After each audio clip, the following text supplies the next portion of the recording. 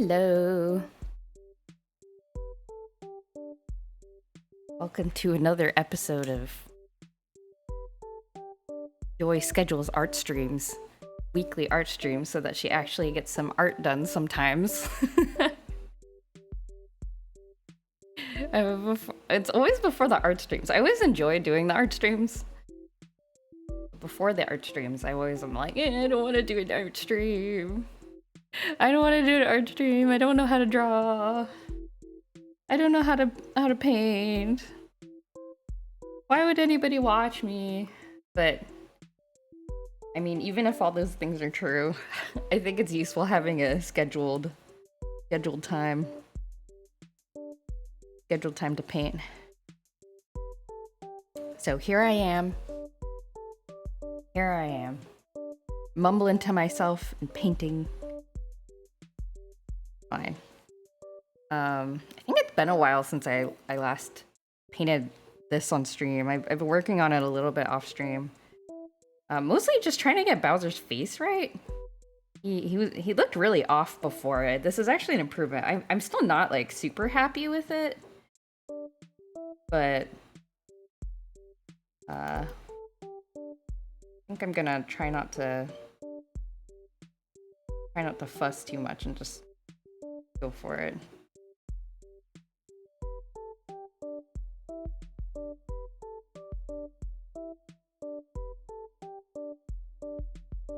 I've also found in my, while I was painting off stream, that I've sort of been like,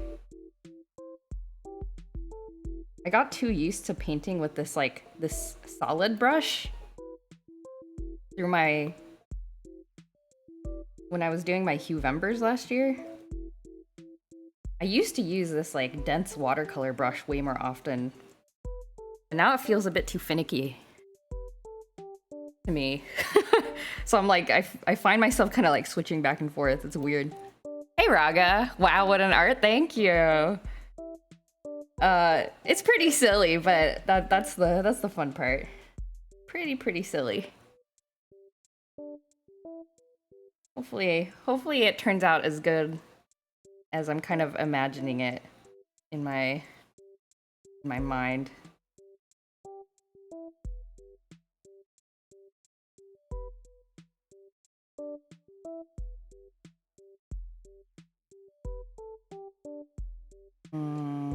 Okay. I think Bowser is like almost done. Should probably move on to the other characters, and then I can kind of get more of a sense for where we're at. I clean up the feet here.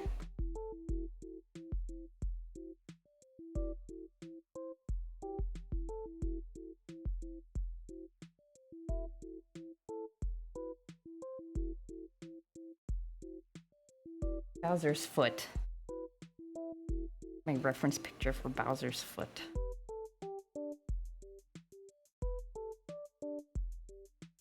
Bowser kind of just has this like disc shaped foot.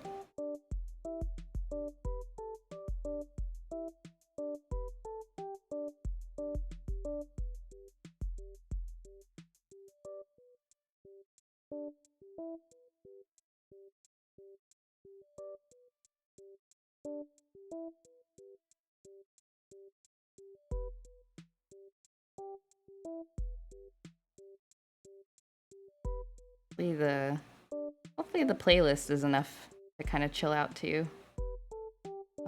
Even if I don't talk so much. There isn't really a whole lot to talk about during this part of the art process, I think. A lot of it is just like trying to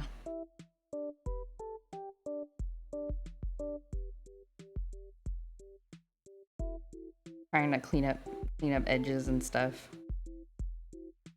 Right here. Imagine Googling Bowser's feet. No. I think a friend of mine Googled it for me while I was streaming. My first stream. I was like, I don't want to. My friend took took the hit for me. They sent me the reference pic over Discord, but I didn't have it handy.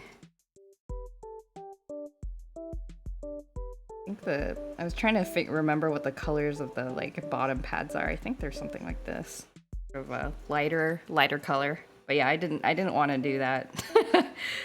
Okay, Bowser's almost done. Kind of tempted to. What if I just? What would this look like? What if I gave him like anime eyelashes? Ah!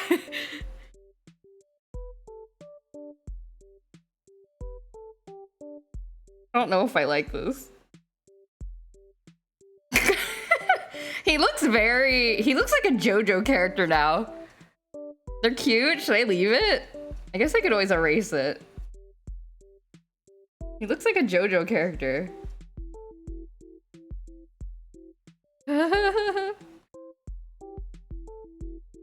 It does kind of make him look more holy for some reason.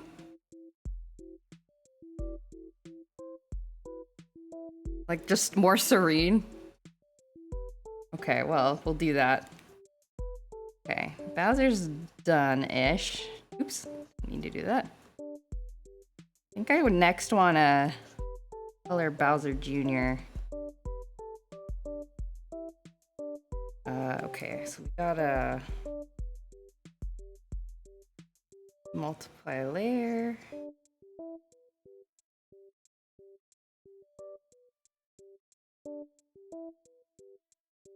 Okay. Is this merge these layers? Okay. What does Bowser Jr. look like? You always got to start with the important characters first. In a big illustration like this, when there's like a lot of stuff going on, always start finalizing the focal points and then kind of go outwards. And the simple reason for that is, at least for me, I tend to get tired when I'm working on a big illustration like this, and so that helps me kind of naturally put more detail into the focal points, and then I'll kind of take more shortcuts on the outside, and it won't look so, weird.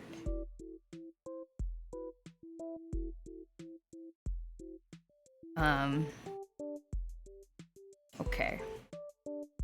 Gotta figure out how to color this little guy.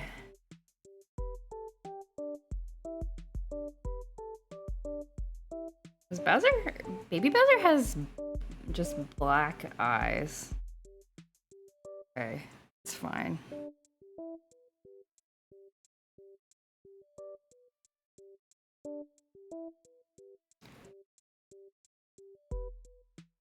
I need to borrow colors from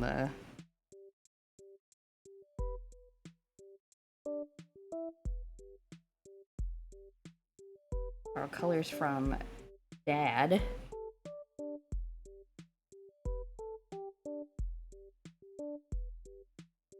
Accidentally.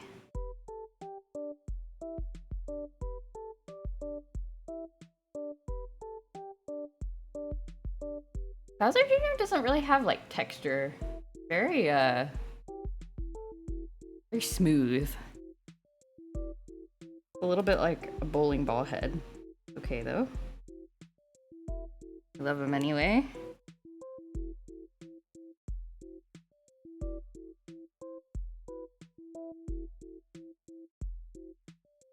The eyeballs.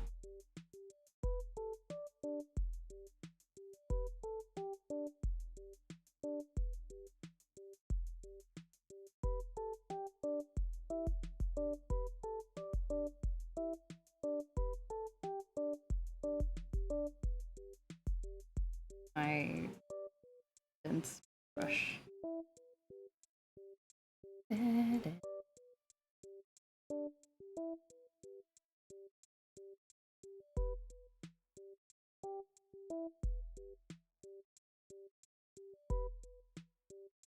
This is better. More shape to the mouth. Hello, Hoffer. Welcome, welcome. chill painting day.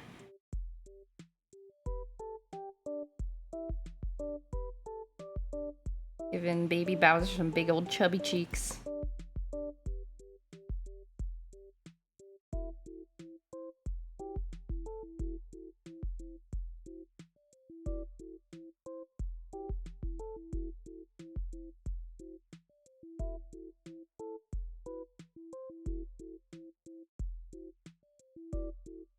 By the way, I want to talk about some shenanigans that Marble got up to this week. Recently he's been... I don't know why he started doing this. But recently he's been... So we... For our laundry at home, we use a line... Like, what is it called? Like a laundry... What's it called? Like a hanger thing? Hanging rack? Drying rack. That's what it's called. That's, you know... I don't know why. I think it's an Asian thing. That's just how I grew up doing laundry. So anyway, we dry our clothes on a drying rack when we're done washing them. And for some reason recently, Marble has been getting really into pulling the clothes off. Like, you know, they're kind of like hung on these like, there's like bars. It's like a little rack that you set up, and then these bars, and then you hang the clothes off of each of the bars. So the clothes are kind of like dangling down to the ground. And Marble has started pulling the clothes off. I think I think he does it when he feels bored, when he hasn't been played with. But, he didn't used to do that. Well, it's weird. He used to do it as a kitten. And then we kind of taught him, like, not to do it. But now he's recently started doing it again. I don't know why. Like, why he remembered it existed. So, in the morning, we'll just, like... I guess because he's upset that we're asleep and not out in the living room with him, we'll sort of like pull all the clothes off in the night. And one time I came out of the room and he had like climbed on top of the clothing rack and was just like sitting on there. I don't know what it is about the clothing rack. He seems to be very... He wants to wear clothes like his parents. How cute. I know. No, he will do that. He like pulls them off. He doesn't pull them off just to pull them off, though. I think that's probably the fun of it. He will like pull off like a jacket or something. Like something that's kind of long, and then he will like cuddle himself inside of the jacket and like make a little cave for himself. And then I have to like pull him out and then be like, don't do that. We're trying not to get cat hair off of everything.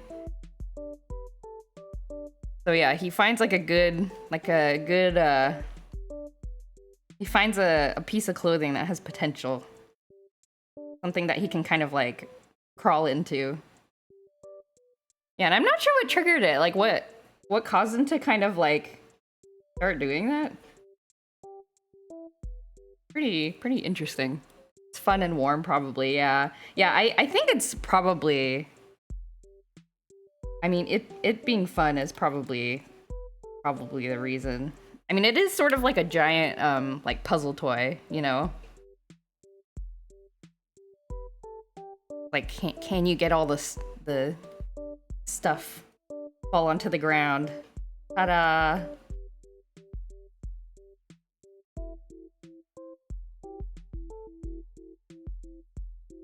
So anyway, I was thinking like, uh-oh, Marble's not getting enough enrichment. Needs enrichment, or else he's gonna keep pulling our clothes off of our laundry rack.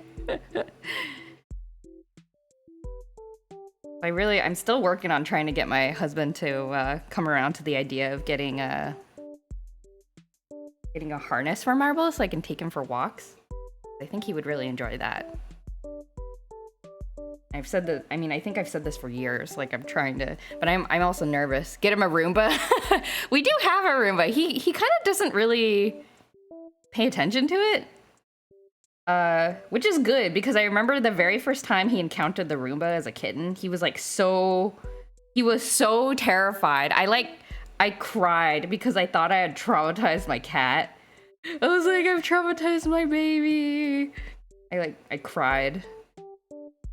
But he was so terrified. We turned on the Roomba because like we're like, he has to get used to the Roomba, like some kind of vacuum cleaner, because otherwise how are we gonna clean our house? So we turned it on to see how he would react, and he just like, he froze up.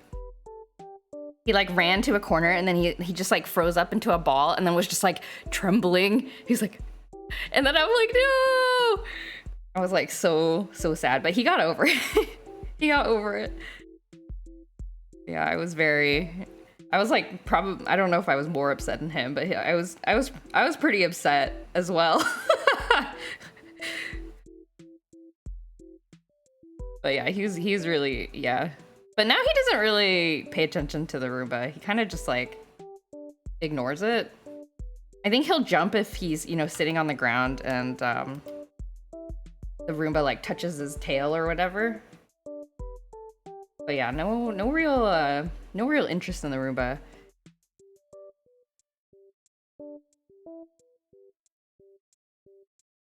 My other thought was to actually get him like a real puzzle toy.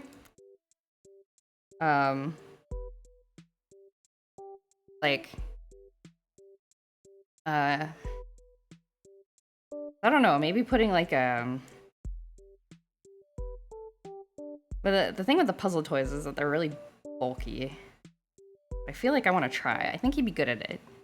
But again, I'm like scared. I'm training him to like open cupboards. Like I'm scared that I'm inadvertently training him to open cupboards and such.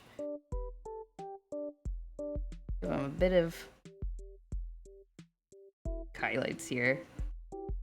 I like drawing faces. It feels like I'm doing makeup on them.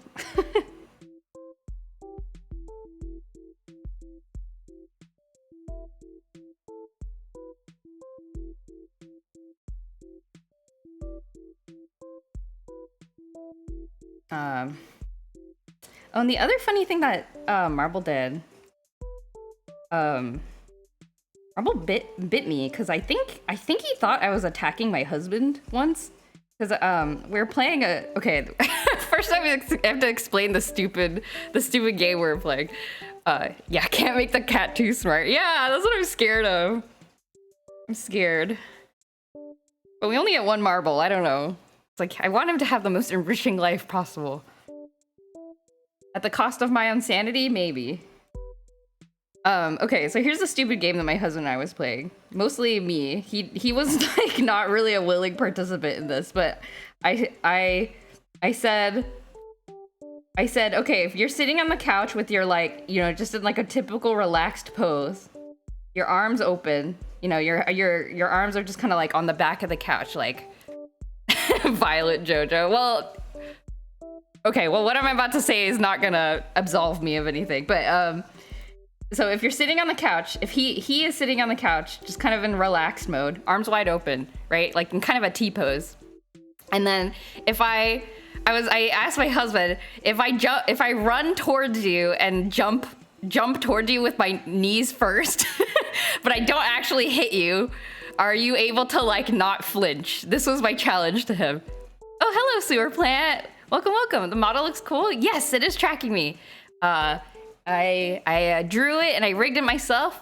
It's not very good. I kind of made it as an experiment and then it just kind of stuck around. Yeah, I made it in Adobe Character Animator. And yeah, I like it a lot. Thank you so much. Welcome, welcome. We're just having a chill chatting and art time.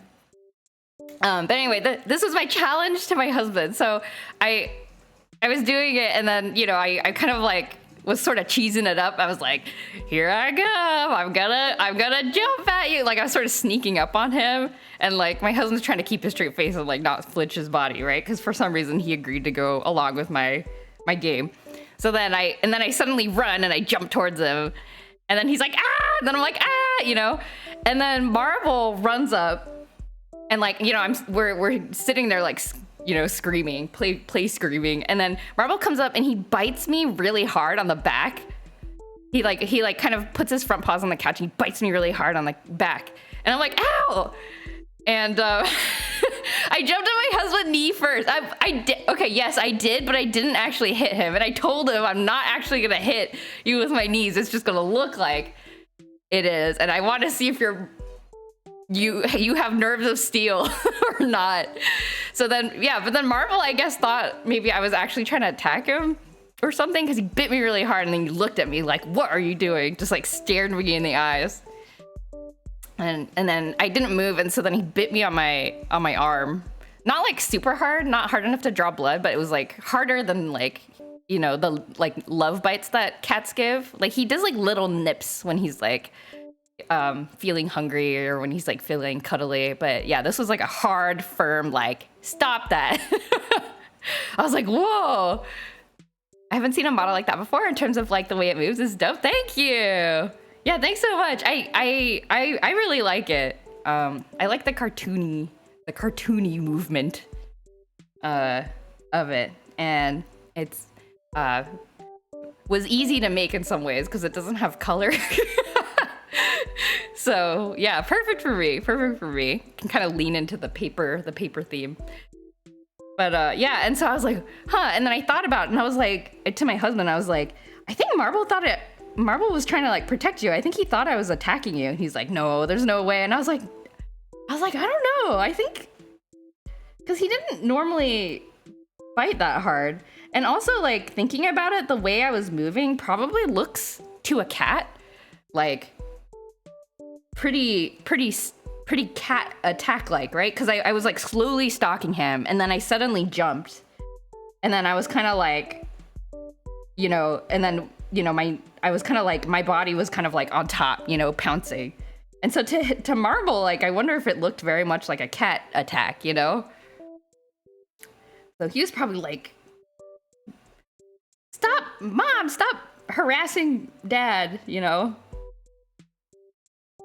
So I don't know, that was kind of interesting. Like, Marvel's never bitten me like that before. Usually only when he's trying to get like play attention, but this was not one of those times. Very interesting. This is still a weird drawing. It's so weird, but we're gonna commit to the bit. We're committing. We gotta finish the bit. We'd be celebrating Easter next Sunday. I guess it's a pretty timely nativity scene. Ah, nativity for Easter. Yeah, it's all kind of connected. Hey, Fancy Wing. So glad you're committing to this. Thank you. I mean, I have to finish this.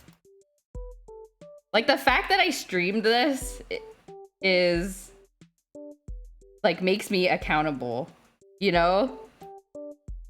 Like, if I stop working on this, all of you guys will be like, hey, what happened to the nativity scene? And I'll be like, dang it. Thought you guys could forget. But I won't be like, dang it, because I won't forget. Oh, I gotta finish this. It's going slowly. But I think I finished coloring Bowser, so, which I think is kind of the main piece I was having trouble with. Look, do you see I gave Bowser JoJo eyelashes?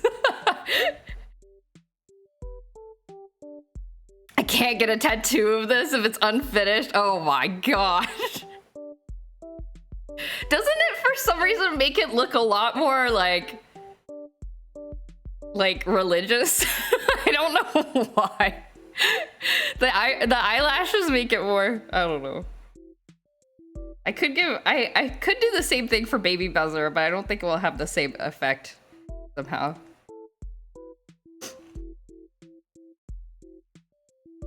I gotta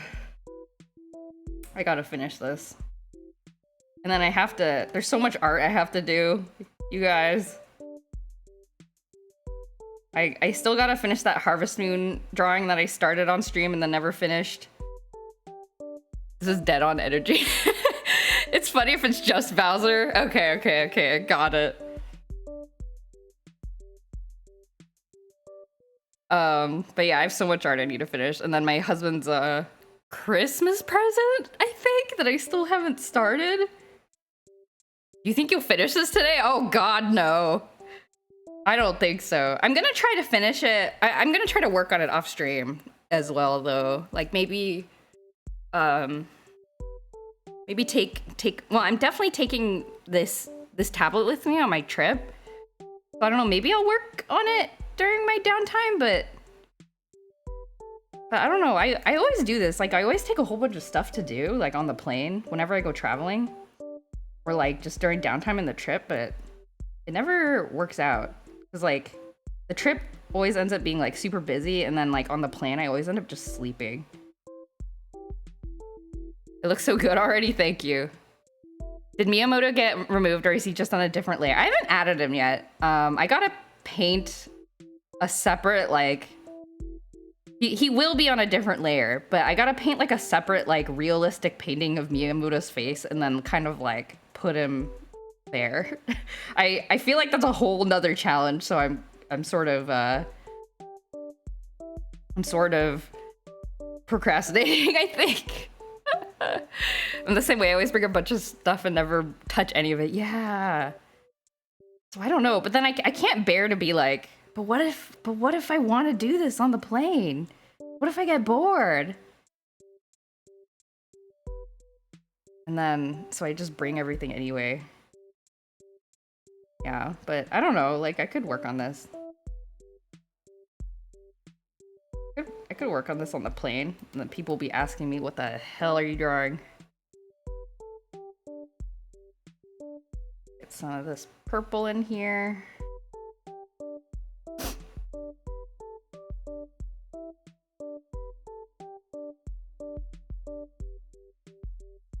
Purple.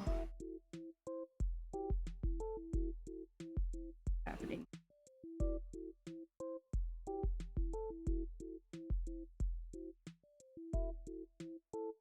Purple reflected light. What is it reflecting off of? I don't know. Imagine passengers watching you drawing this. Hey, I know. What a way to deter the like, hey, can you draw me? It's like, oh, are you an artist? Can you draw me? And then they see this and they're like, oh, never mind.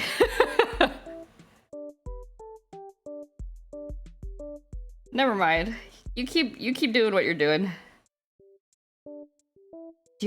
Are you the type of person to like watch? I do this regularly and I don't think I should. I just like, because I don't like watching movies on a plane, but inevitably, like if I'm sitting behind somebody who's watching a movie and I can see their screen from my seat, I always end up watching the movie like that they're watching.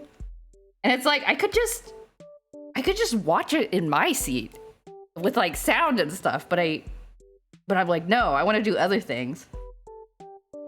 But then I just end up like glancing over at whatever. I'm like, I wonder what happened in the weird movie they're watching. And then I like find myself trying to like, I don't know, I give myself like a game of like, what movie is that? Who's in that? Like what kind of story? Like trying to figure out what the story is. One time, I remember being on a plane and just sat there. Oh my god. Yeah, I couldn't. That's like my nightmare scenario. Like forgetting my headphones, forgetting my like stuff, and then not being able to do anything on the plane. Just like sit with my own thoughts.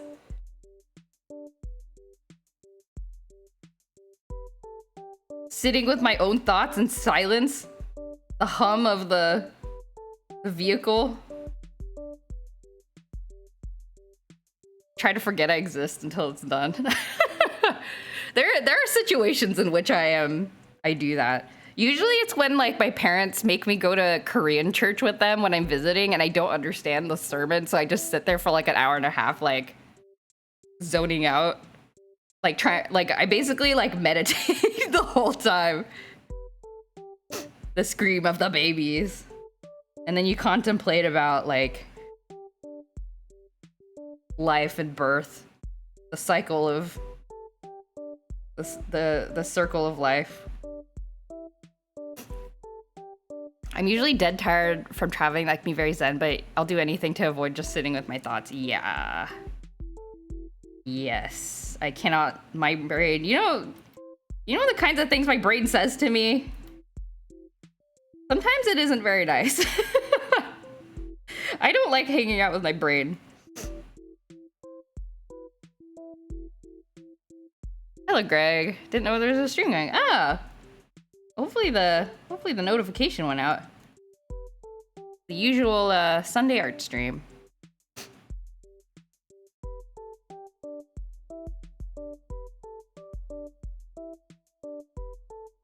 Yeah, being alone with my thoughts is like the most horrifying thing. Jojo, nice to be Jojo. Yeah, Jojo, be nice to Jojo. Oh, thanks, Hoffer. I appreciate it. I think my brain doesn't mean it sometimes, you know, it's sort of... My brain and I have gotten... have improved our relationship in recent years. But, yeah, we still have some ways to go. Okay. I feel like Baby Bowser looks too... flat? His head is like... It's appropriate for the Sunday art stream to be the nativity drawing. Yep. Could just keep drawing. Just keep drawing like pseudo-religious fan art every Sunday. But that is not how, like, I don't want to be known for that. Hey Doc, what's up? The shading looking strong, love the hard shadows. Thank you, thank you. I need to figure out how to make Baby Bowser look so, like, round. It doesn't help that a lot of his official art is sort of Paper Mario-ized. Maybe this is fine. Jojo Blasphemy. What if I just straight up drew VeggieTales fan art? I can't. No, I can't. No. Do people even draw VeggieTales fan art? I don't want to Google it. I'm scared. I wouldn't want to be known for that either, honestly. Yeah, like, I'd probably get, like, very angry people coming after me. And even for the people who enjoy it, I would be like, I'm so sorry, I cannot be the hero that you want. Wait, dude. Did I draw VeggieTales fan art? I mean, no joke, I unironically love VeggieTales. I think it's a good show. And apparently the creator's kind of a Chad. Like, he's based. He's like a good dude from everything that I hear. Just like a cool guy. I'm sure they do, and I'm sure the majorities of the VeggieTales fan art are not very family friendly. It's one of those, yeah, like, it seems like one of those things where, like, people would take it and, like, just be real cursed about it, you know? I think my contribution would be contributing not, like, just a little bit cursed fan art for us moderate fans. People like contrast, yeah. I love VeggieTales, yeah. Such a good show.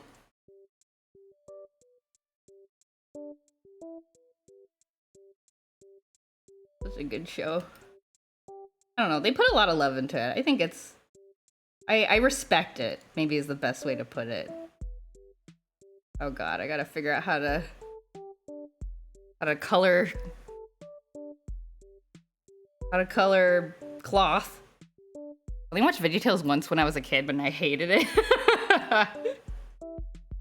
I think it is definitely an acquired taste. So I think that's fair. Yeah, but it was it's definitely a unique thing. Probably because I hated vegetables in general. I understand. Yeah, I don't want to be known as the pseudo-religious fan artist. Like, I feel like a lot of people... There's some good artists who make like, or art all the time kind of draws from religious reference. And it's supposed to be like thoughtful and deep. But then there's like this, which I don't think people do as much.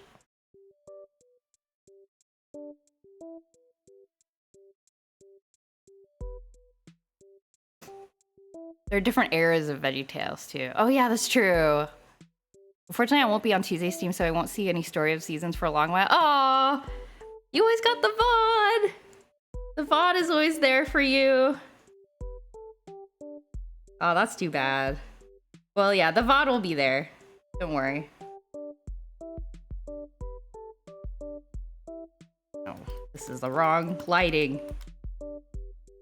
I don't know how to paint. Clothes! Cloth! Pretty sure it was on a VHS tape and I was at my religious friend's house. Ah. The VOD ain't the same without me hating someone or something on chat. You can do it in your heart as you watch the VOD.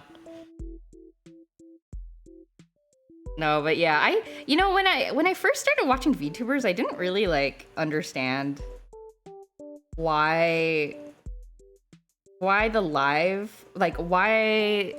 interaction is so appealing to some people. Because especially with like popular people, there's like so much chat going on that there isn't that much one-on-one interaction anyway.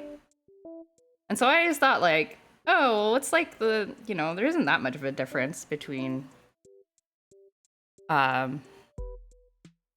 me watching the VOD and being there in chat as it's happening. But man, one time I did send a super chat once and they replied to it and I was like, this feeling, I understand now. I've been perceived by my Oshi. And now I'm like, okay, now I understand. Well, there's a lot of one-on-one interaction here. Yeah, for sure. Like in this case, yeah. Yeah, I was thinking more about like the Hollow Live, corporate VTuber stuff, who have a lot of fans. So I was like, isn't it like basically the same as watching a VOD? But no, I understand. It just makes the recognition much more precious. Like a lot, like much more amazing when it does happen. So you're just there like hoping for any crumb. Like, will they see my comment? Will they read it out loud? Maybe this makes me sound a little intense. Yeah, the first time a big streamer read my comment, I felt pretty special. It was when I run a raffle too, so you got a couple free skateboards and a shirt. Whoa! Holy cow, that's a good prize. I say streamer, but more of a podcast host / pro skater, but it made me go yippee. Yeah. Similar thing. Similar for sure. The contrast of a 10-person chat, that is people talking to each other, versus huge chats, that is just noise, make a huge difference. Yeah. I'm more willing to watch a VOD if it's a big chat. Yeah, for sure. Yeah, and also like, I think the time really matters too. Like there's some streamers that I regularly watch and I still haven't figured out like, I still haven't bothered to like sit down and be like, when is their regular streaming slot? Like, I don't know. Cause I just wait basically for them to kind of pop up on YouTube. It's like the other way around. It's like, rather than waiting for the streamer to come on, like I kind of orient around my free time. It's like, when am I ready to watch YouTube? And then I'll watch like, oh, like they were doing something new. Which is probably better in terms of like time management stuff. But yeah, I know some people are very like, they will like clear their schedules.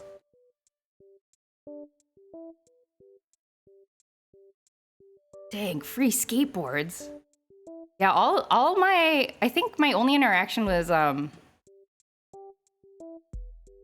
I think I just sent a super chat being like, oh, you know what it was? It was because I drew something for like a fan project, and then they were like, they were commenting on the thing that I drew, and then I said, oh, it was me. I sent a super chat, and they're like, oh, thank you, and I was like, oh.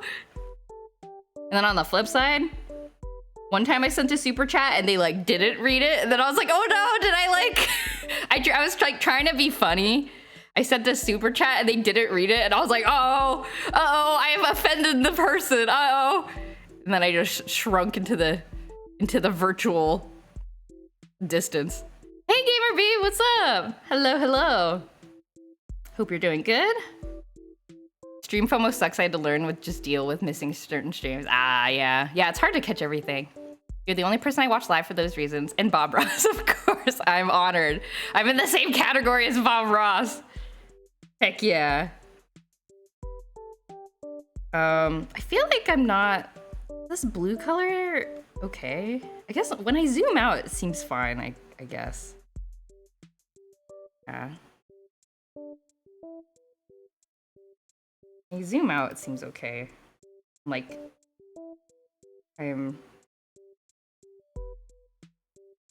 psyching myself out. Doing swell, how are you? I'm doing good. This is looking so good, thank you.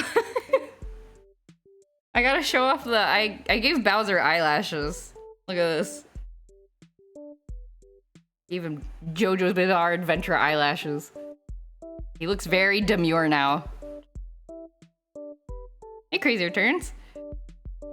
Can we see the whole picture? Sure. Here's where we're at right now. I think it's like I'm pretty happy with the composition and kind of the focal point and stuff. I think it's looking good. This is amazing. Thank you. Thank you. There it is. Feeling good. And then we still gotta put Miyamoto in the sky in the background, but I gotta do that. Bowser has prettier eyelashes than I do. Oh god. These style of eyelashes. You guys know about like, okay, so I dabble a little bit in watching like makeup videos and stuff because I don't do a lot of makeup, but I think it's fun to watch. Like you all know about this is like a trend in recent days. Okay, so like you draw, okay, we're gonna do a makeup tutorial, right? Like here's your eyeball, right? And then like typically you just like, when you put like mascara on, it kind of just bunches it up and makes it look longer, right? Gotta go, but thank you for blessing my day with this spectacle. No problem. Thank you for stopping by. November really paid off. Oh yeah, it totally did. No, none offense taken. I don't know why I would be offended by that. I think it's yeah, I definitely improved. But okay, so this is like typical like eye mascara technique, right? Nowadays, the popular thing to do is to like put the mascara on and then you like pinch together clumps like this to make this sort of like spiky look.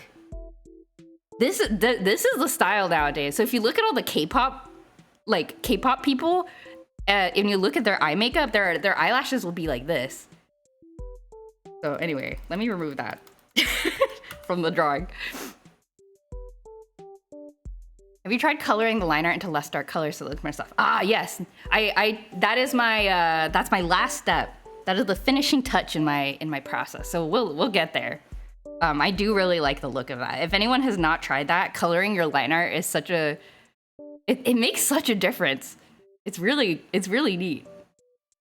Yes, it does look pleasant. I follow so many people on Twitch that if I watch them all live, my PC would be a cacophony of sound. Yeah, I'm really like impressed with people who can keep up with like regular, like people who watch people on Twitch regularly. Like it takes a little bit of planning and commitment. I don't know. It's not easy to kind of like keep up with everyone. I like saying no offense before complimenting people sometimes. No offense, but you're gorgeous. Oh. And then they're just like, thanks? And then their brain's going 100 miles per hour. Like, was I supposed to be offended? Were they trying to insult me? But then they complimented me. What? Oops, I'm drawing on the wrong layer, no. What happened? Okay. Wrong layer, wrong layer, wrong layer. Okay. I do 3 at a time? Wow. No way. I guess I have noticed that. Like, sometimes I'll, like, see some people in chat, and then they'll, like, come in and say hi, and then they'll, like, come in a raid later or something like that. It's kind of interesting. My brain cannot handle that. I would be like, I can't imagine watching more than one person at a time. I guess if you're catching it live though, then you're, then it's, you know, there's maybe down times in each of the streams that you can kind of like switch between or something. I mean, usually they laugh it off. Oh, okay, maybe they're not overthinkers like me. I guess that would be the external response. I'd be like, oh, thank you. And then I'd be like, huh? And then I'd be going to bed that night. I'd be like, huh? What?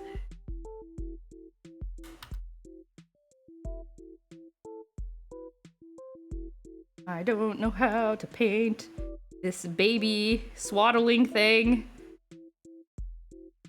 If I switch between streams, I usually spend a lot of time in one while going back to the other at some point. I'm not one of those people who can watch 2 at the same time. Oh, okay. So it's kind of just like swapping in the middle, which in the middle of streams. So it kind of makes sense because people stream for a long time. I guess it would be weird to like there's probably not a lot of direct overlap with the start and end times of different people's stream. I sometimes just like to pop in and say hi, like a good chat member at Christ. Oh, I see.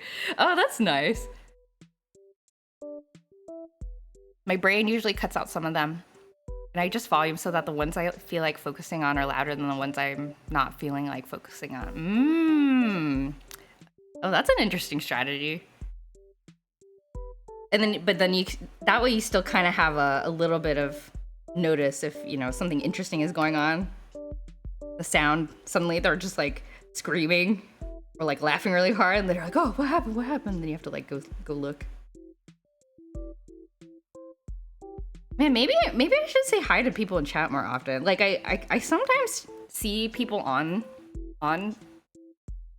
streaming on Twitch, you know, like, but then I won't, and I'll be like, oh, like I should say hi, but then I won't because I'm like, oh, but I can't stay for a long time, or like, you know, I just see them on my phone and I'm like out somewhere.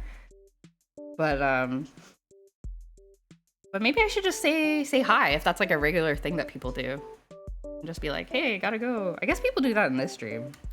I shouldn't be super surprised. Will the next project be the Axiom Rangers as a 4 Horsemen? No, don't say that. Don't say that. That's such a good idea. That's such a good idea. Don't do this to me. Why would you say that? No. Oh no. No, I don't want to be the pseudo-religious Mario fan art person. No. But there's 5 of them? Wait. There's gotta be a series of villains where there's... Wait, what's a video game that has 4 villains?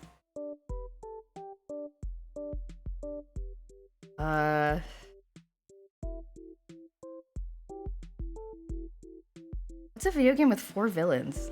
I don't know.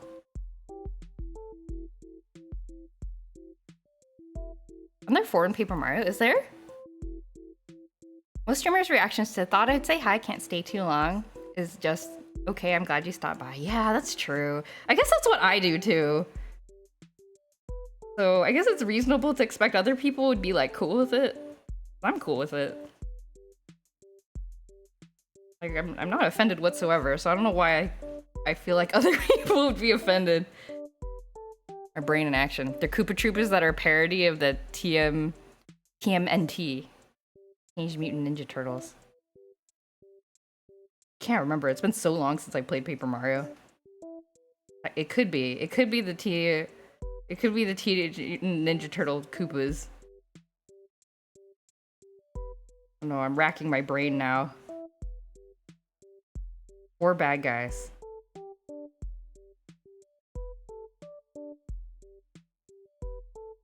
I don't know if I like this blue shading color, but it looks okay when I zoom out. bit too gray? I don't know. Cannot know for sure since I never played. Ah, okay, okay. Poor bad guy. Poor bad guys as the apocalyptic horsemen. But the thing is, like, oh god, the horses could be Yoshis. They could be different colored Yoshis. Dang it. Because I was just gonna say, like, well, you have to come up with designs for the horses too. So it has to be a set of characters that ride some sort of mount. You can make the Axiom Rangers with the red leaders like Metatron, the angel closest to God. Oh my god. Today I learned what Metatron is. Metatron is a boss fight in Grand Blue Fantasy. I did not know that was the origin of Metatron.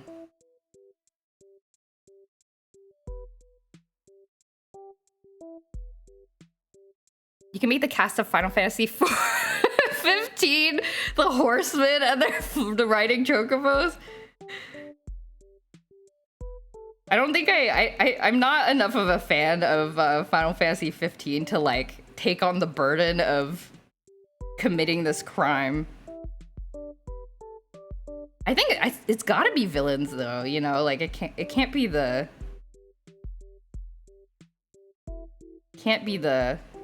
like a cast of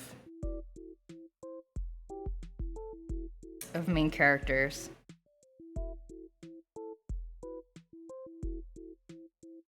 Tons of stuff grabbed from the Abrahamic mythology for their stuff, especially RPGs. Oh yeah, for sure. Yeah, I kind of know the basics. I know the basics, like, you'll see the name of like various names for like demons and stuff in lots of things. But I'm not as familiar with like angel names, though they tend to be used a lot.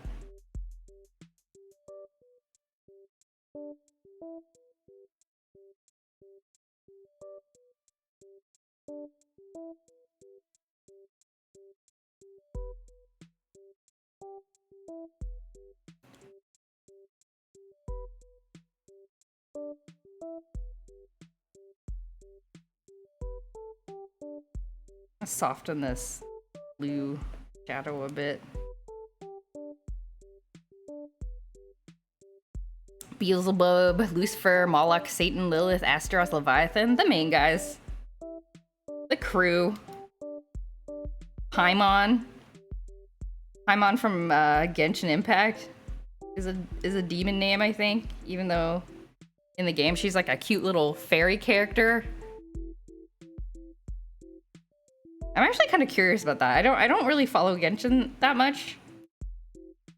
But I kind of wonder if she's like secretly gonna be like the main bad guy or or something in the end. Who knows?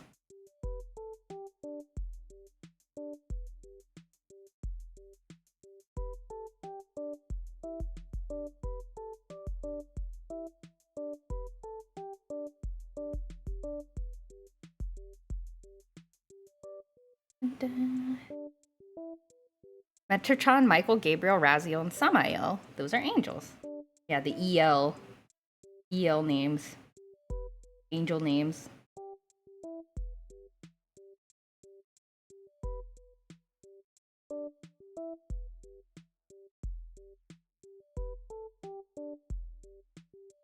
Yeah, we definitely learned angel names in Sunday school. I know some of those. Michael and Gabriel are always, because they're in the like Christmas story, so I think they're particularly popular, well-known angels.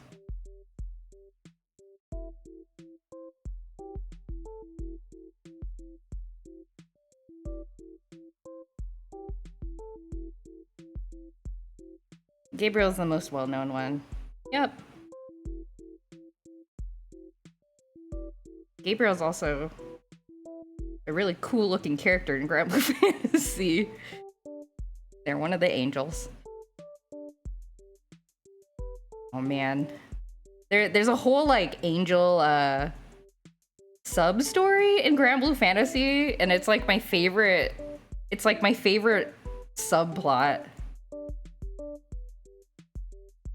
Like all my favorite characters from Grand Blue Fantasy are in that subplot.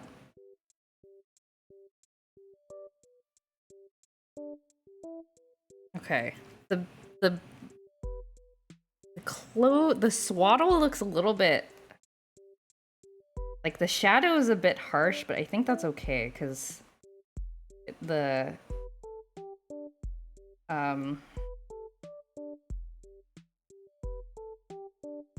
there's gonna be like hay and stuff.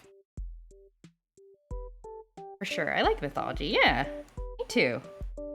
I wish, like, if I could go back in time, that would be the thing that I would want to, like, learn about. Like, if I, like, to see how mythology in different societies, like, changed over time. Like, that would be, I think, like, I'm really curious about that. Stuff just, you know, stuff just changes. I think it's really interesting how, I mean, it's basically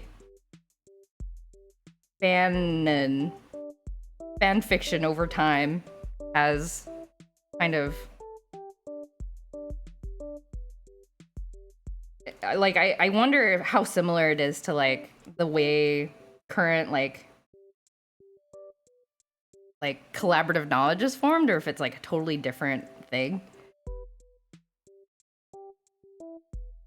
I'd want to see the collected myths mostly. Like there's a lot lost for most culture. Yes, yeah. Like where did this come from? Nobody knows. A lot of missing information.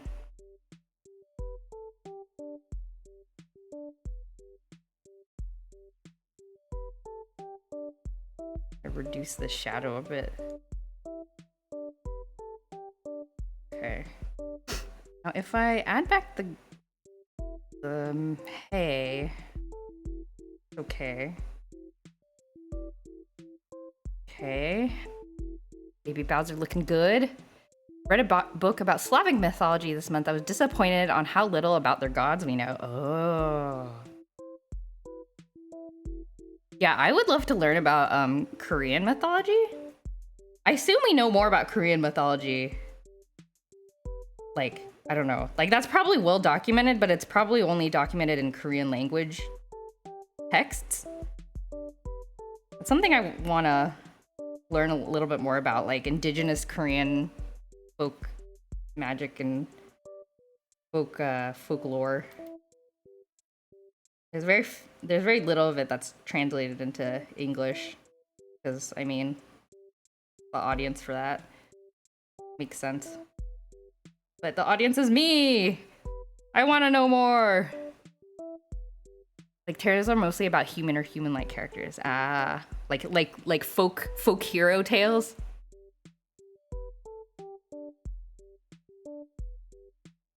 Spice up the eyeballs here. Give a little bit of a yeah, red reflective glow here.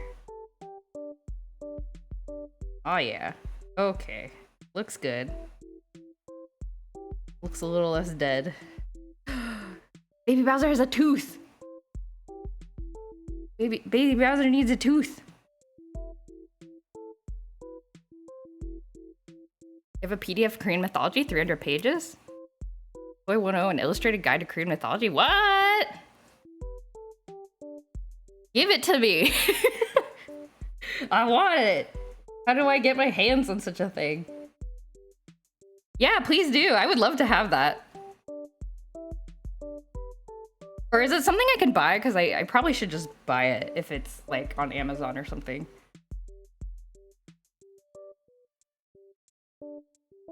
Tooth.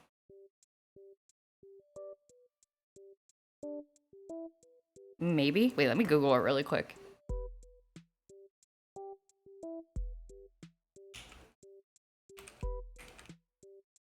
Baby Bowser tooth. That's right, got it. Let's see.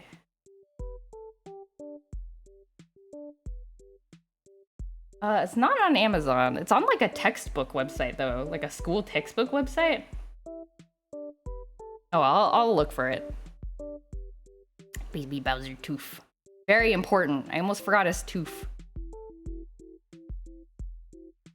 Can I make the tooth bigger? Yeah. It looks better if it's a bit bigger. Okay. Baby Bowser. Baby Bowser. Amazon doesn't deliver to my country. Ah, okay. I'll take a look. I'll let you know if I can't find it. Yeah. Thank you.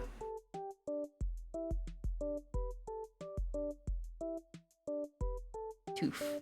Yes. How do I shadow the tooth? Mostly in shadow. Tooth. It looks a little funny. Why does it look funny? Because of like this? Better. Tooth sticking out. Maybe just like this. Shadow from the upper lip.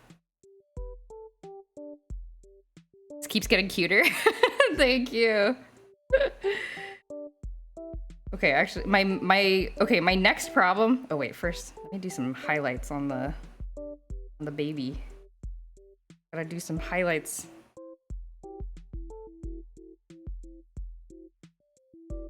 Highlights on the hair. What else we got? Okay, I think this is okay. So now here's my challenge. How the heck do I draw hay?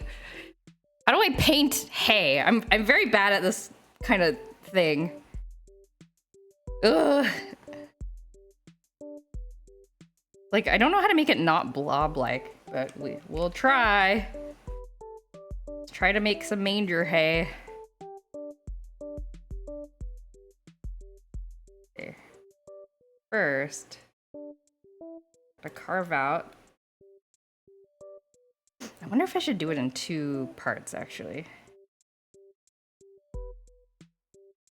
In contrast to Slavic myth, I downloaded Chinese mythology's Journey to the West, and it's like 10,000 pages. Oh yeah, I gotta read that someday. I feel like it's had enough influence on like Asian fiction that I should probably, I don't know, I feel like I need a, well, not need to, but I want to. What's happening? I want to learn more about it. Oh, I'm a fool.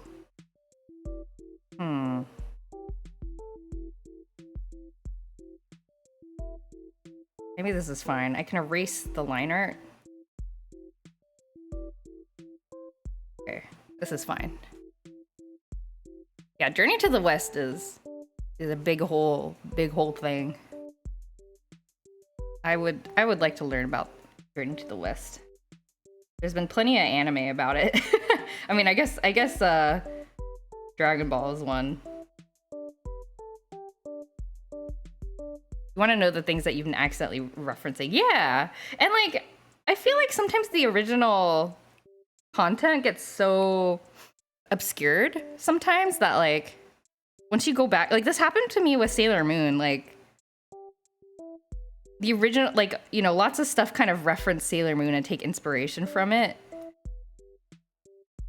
And then you go back and watch Sailor Moon and you're like, whoa, there's all this like original, like you would think it's like, there's all these details that, you know, don't come across in the inspiration content because like, you know, it's its own thing. But then there's all these like other special things about the original content that you're like, oh, this is what captivated people so hard. Like, I understand now, but you would never know just from like, you would never know otherwise. You gotta like experience it. I don't know how to draw hay. I guess I just kind of like do this and then maybe lock the layer and kind of just shade. Currently reading a book about Hawaiian mythology. Oh, that sounds cool too. That sounds really cool.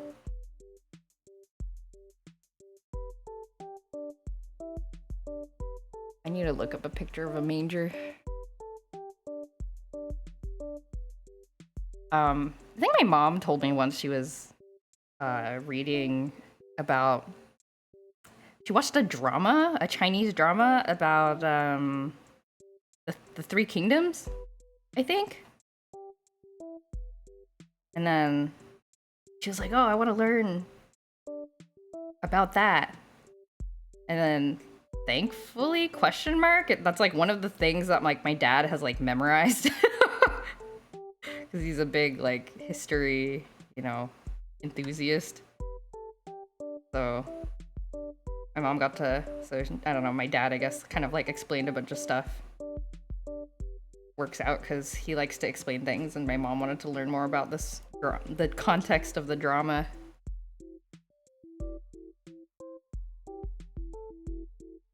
To be patient. Stay patient. Gotta draw all the little.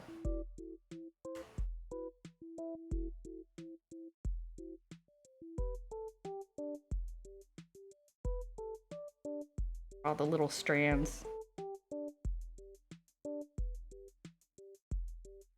Romance of the Three Kingdoms.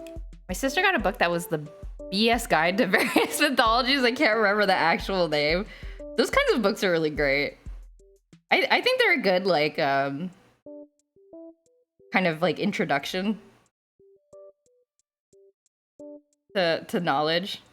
I don't know. They're kind of... And they're also probably pretty funny to people who are experts in the subject matter. A little bit of a refreshing take. Here's about the two. One day I'll read it. Myth takes a priority for me, though. Yeah. It'll be there. Thankfully, it's not one of those things that'll be going away anytime soon. I got a book from one of my friends once that was like, what was it called? It was like a field guide to North American birds or something like that, but it was like a freaking field guide to birds, to like stupid dumb birds. Like that's what the title was. I can't remember exactly what it was called, but I saw it I was randomly in a physical bookstore, and I saw it and I was like, I need to get this for my friend who loves birds. And so each like page is a different page on a different bird, but they have like they've been given like a stupid nickname. I wish I could remember one, but instead of like American Robin, it's like I can't remember. They had much cleverer names than what I can think of, probably.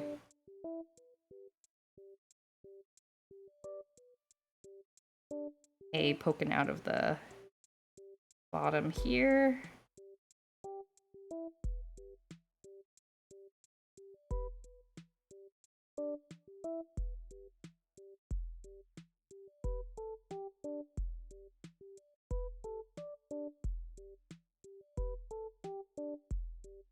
Okay, the thing with hay is it's very straight. It kind of just like bends.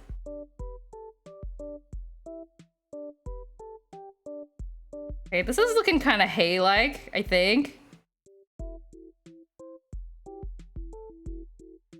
This looks hay-like to me. Does this look like hay? Kind of does.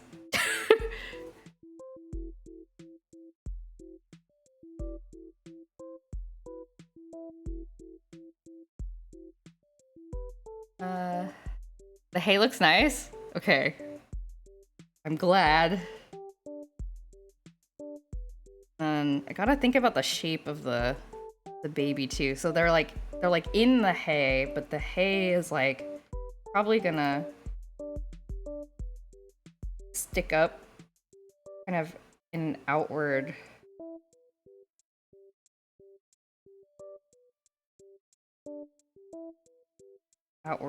manner.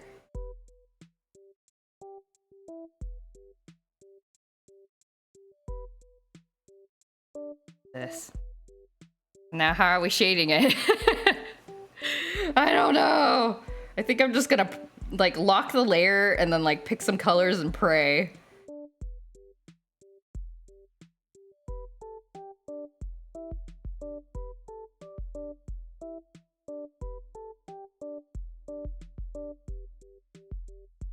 Okay, hay looking good.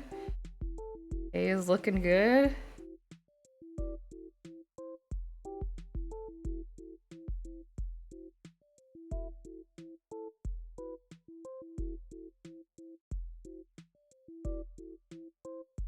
Looking fine. Fine looking hay. Okay. Good.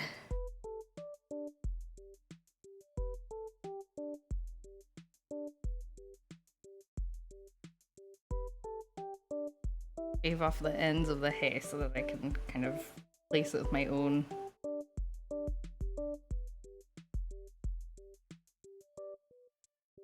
brush strokes.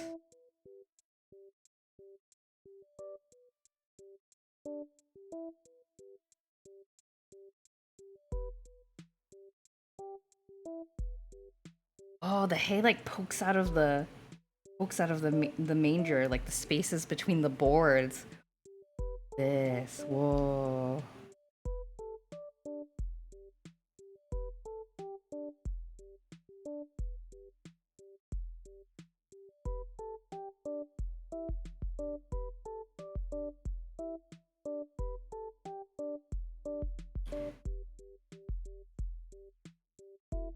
Oh, by the way, one exciting thing that happened to me this week was so my sister-in-law, she is a D&D player.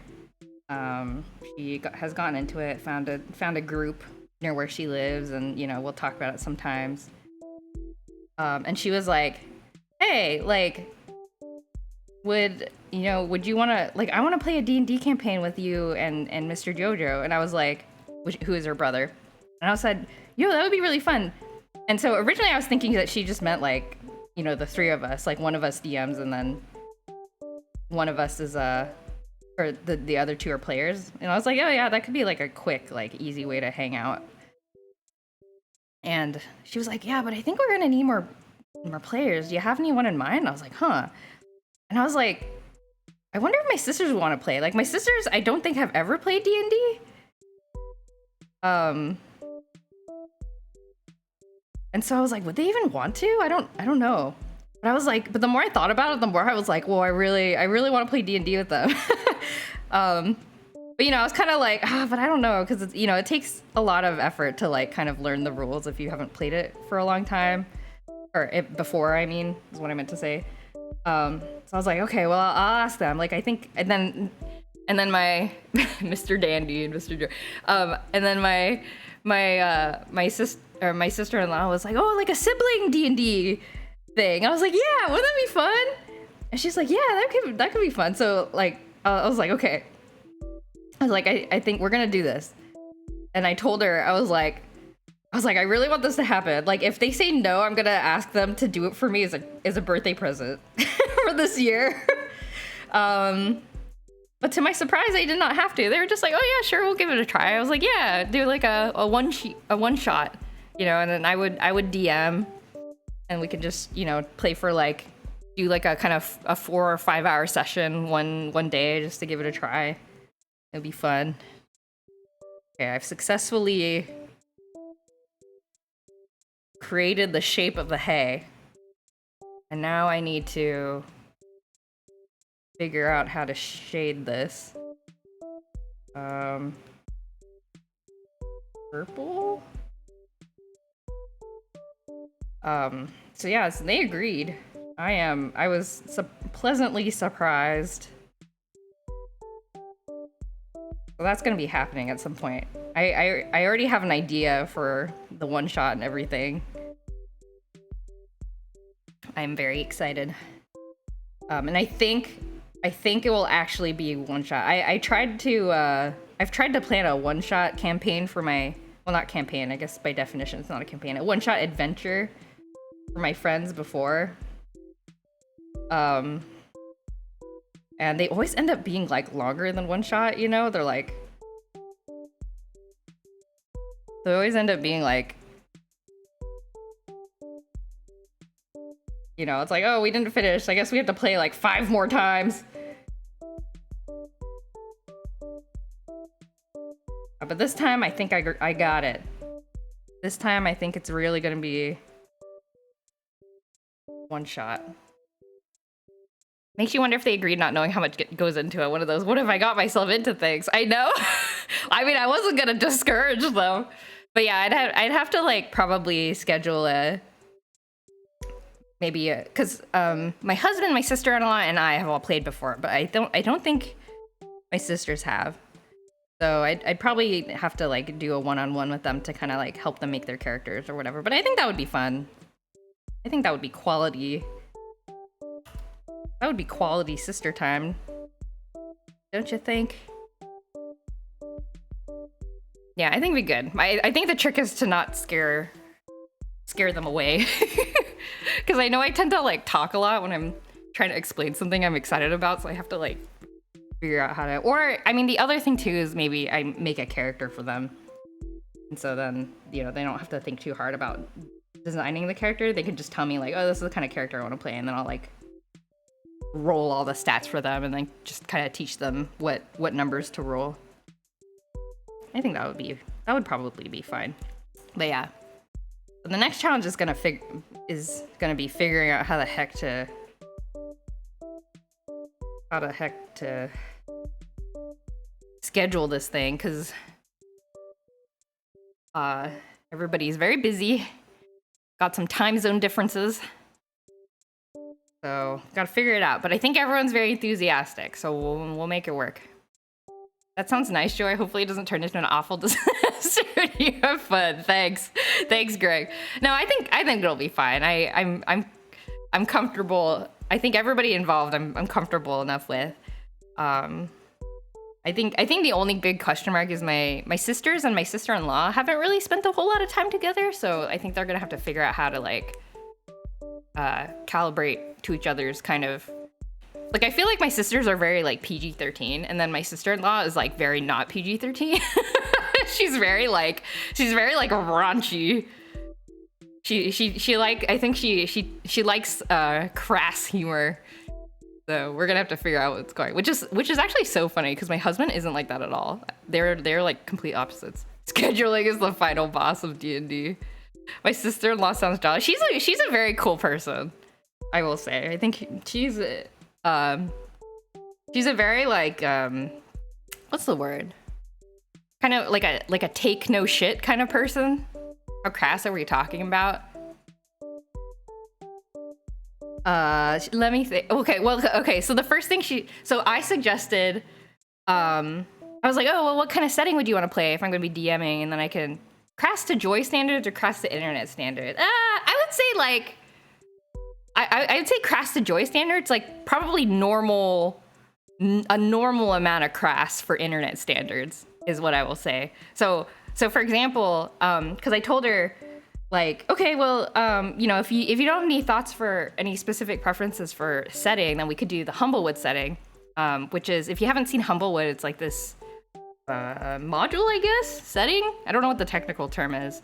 That's basically like Redwall. Like they provide like races and classes for like woodland creature type adventure.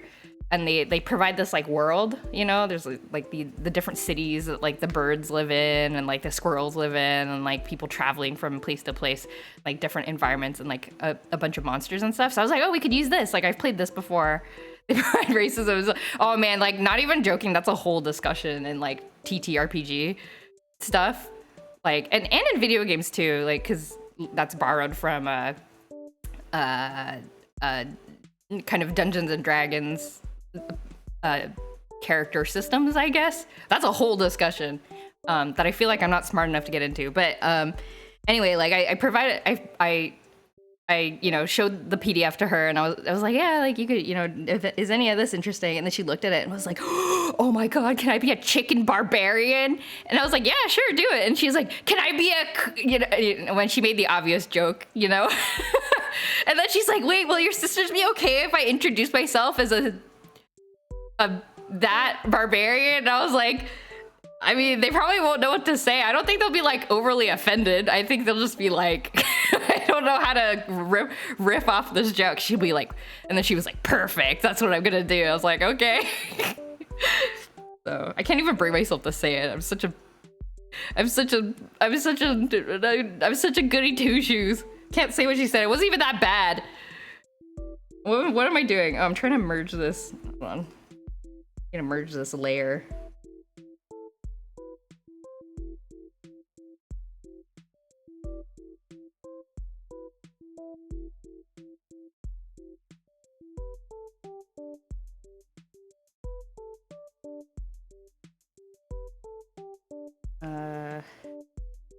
Okay. Catholic joy. Yeah, exactly. That.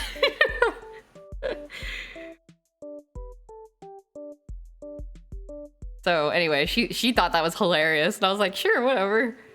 I think my sisters are a little bit like me. Like I don't think they would ever say stuff like that, but I don't think they're like, you know, they're not like scared off either.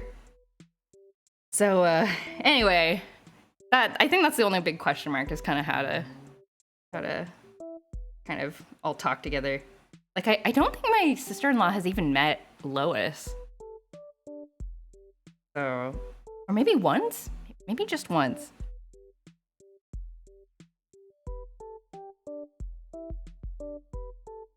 Merge this together. Merge selected layers. Okay. Perfect. Okay. Good. But yeah, I'm so excited though. I think it'll be fun. I want so bad to talk about the idea that I have, but I can't because my sisters, you know, are the mods on the stream, and sometimes they watch the VOD, so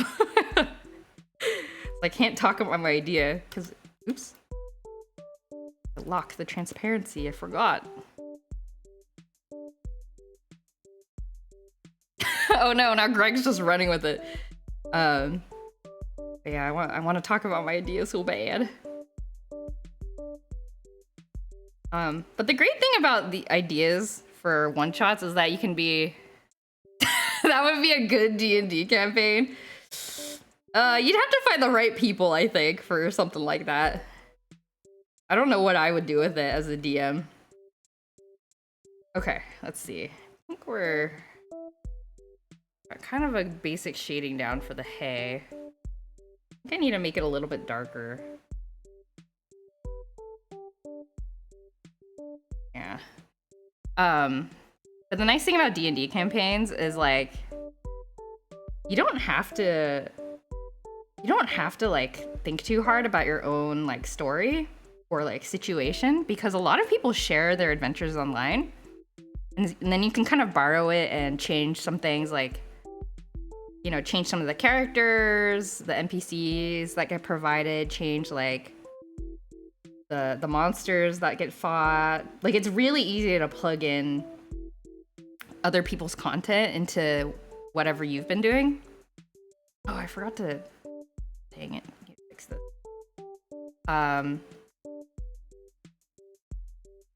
And you know, and it's not like...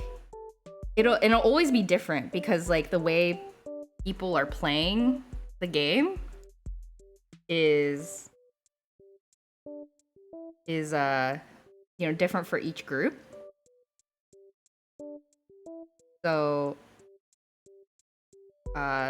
you're never really like kind of just copying something somebody else did. It always ends up being a little bit different. It's cool. It's a very I grew up on the internet generation thing to do. Just say, sure, why not? Offensive words are not really that offensive. Yeah. That's kind of my attitude. Like, I'm not really like, it's not something that I automatically say, and sometimes I feel a little bit bashful about this kind of stuff, but it's really like not a problem.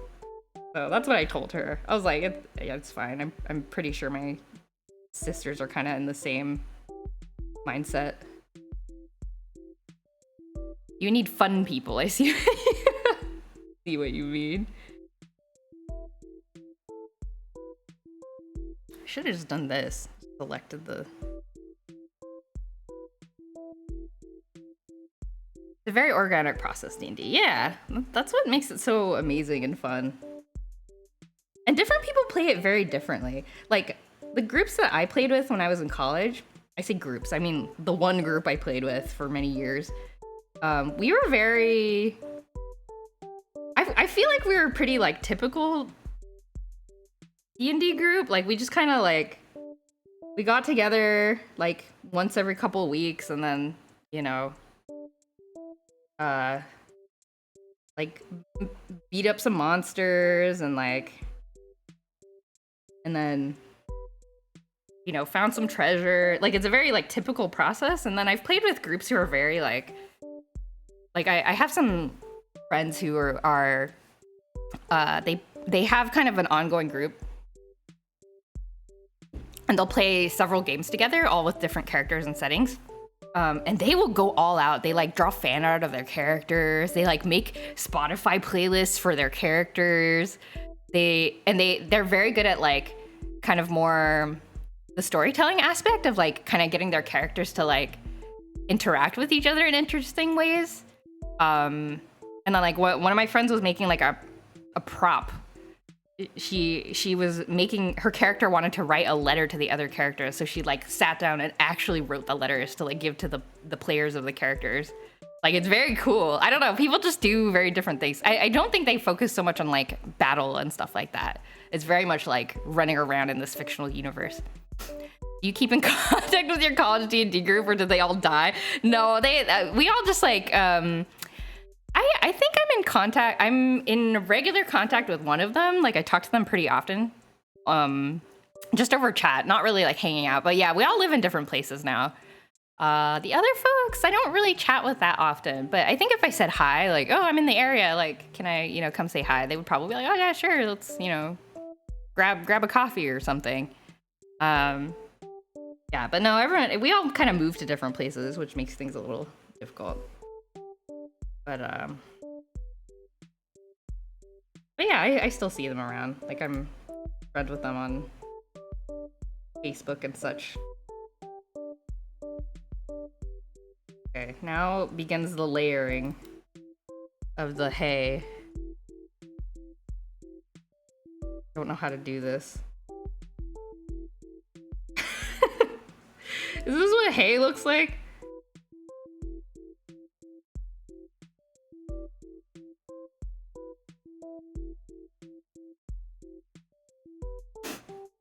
It's quite unlike anything else. Main thing is about coming up with a story together instead of following a set dialogue tree and fully set turn order. Yeah. Yeah, I mean, there's a reason it's stuck. Tabletop games have stuck around for so long.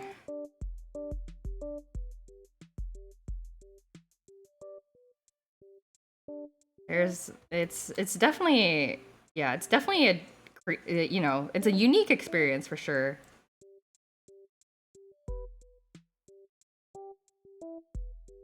Basically acting, but between friends. Yeah. Acting, collaborative writing.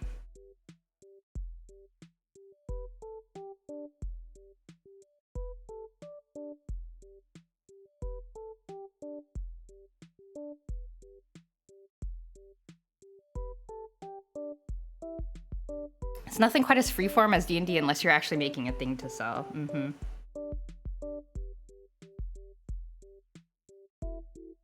Does this look like hay? I guess it does kind of look like hay. I'm doing it! I'm doing it. It looks like hay. Sounds like method acting for regular people. Hey dude, it's Joy from college. I'm on the area due to work. Can I crash on your couch for a couple of days? No, I would never. I'm too self-conscious to like sleep at somebody's house unless I know them very, very well. I need my own bathroom.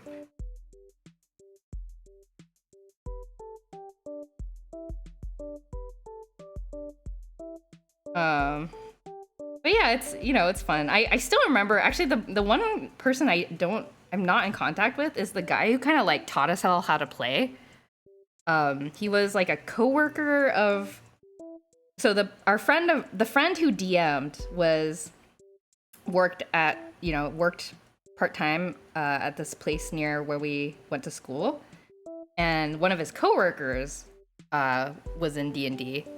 It was so interesting too, because I think this also shattered some of my like preconceptions about people. Like, it really kind of helped me confront my biases, because he was like a bro. He was like a frat bro. But he was also like super into nerdy stuff, and I was like, huh, maybe we aren't so different after all. Like I remember feeling like that back then.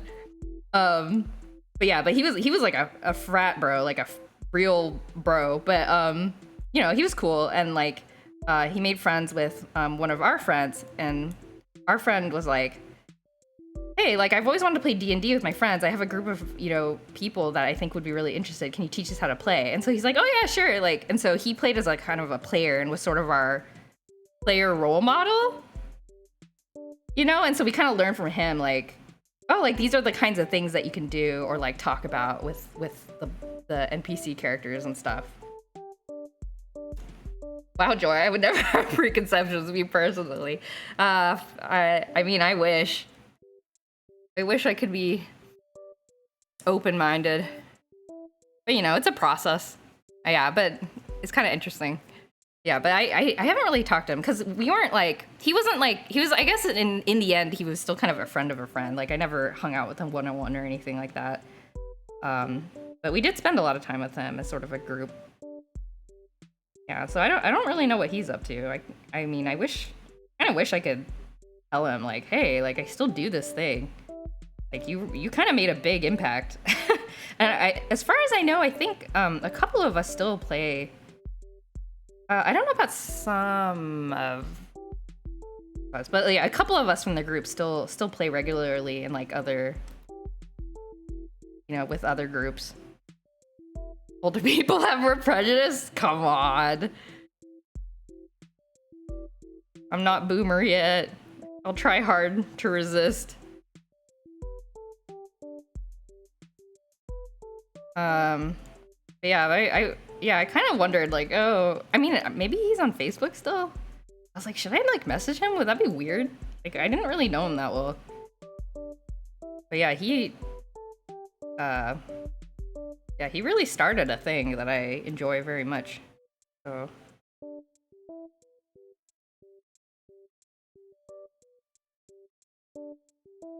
Just realized I need to draw some shadow here for the baby's hair.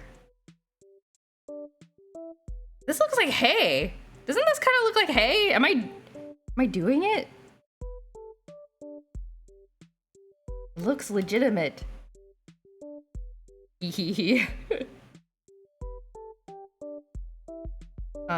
One of my friends, our DM at the time, actually, he was around near where I lived for a while. And when he came, I was like, oh, you know, I want to introduce you to some people. I was DMing for my Final Fantasy 14 campaign at the time. And I was like, do you want to be a guest player in my Final Fantasy 14 campaign? And he was like, yeah, sure. And that was a really fun time. We had a good like story moment, and it was kind of I remember exactly what happened. Like, 100% that looks like hay. Yes, I'm doing it. It does look like hay, doesn't it? Somehow it looks like hay. I don't know how we got here, but we're here. Thank you for the validation. But I had him play a character that was sort of like and actually I stole this idea from a campaign that I guess played in. But I had him play a character that was like a temporary life form, kind of based on like you know how like some insects like flies, they will be born and then they will die like one day later. It was sort of it was based on that. And so I had him be this temporary life form, and which fit right in because the party was battling this like creature that was this bad guy that was making like fake clones of people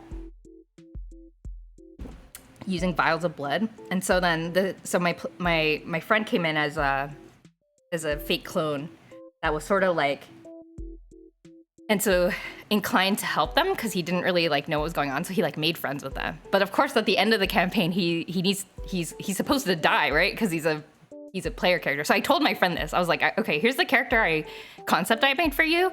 Like it's gonna be like this. You are going to die at the end of the session because you're a guest character.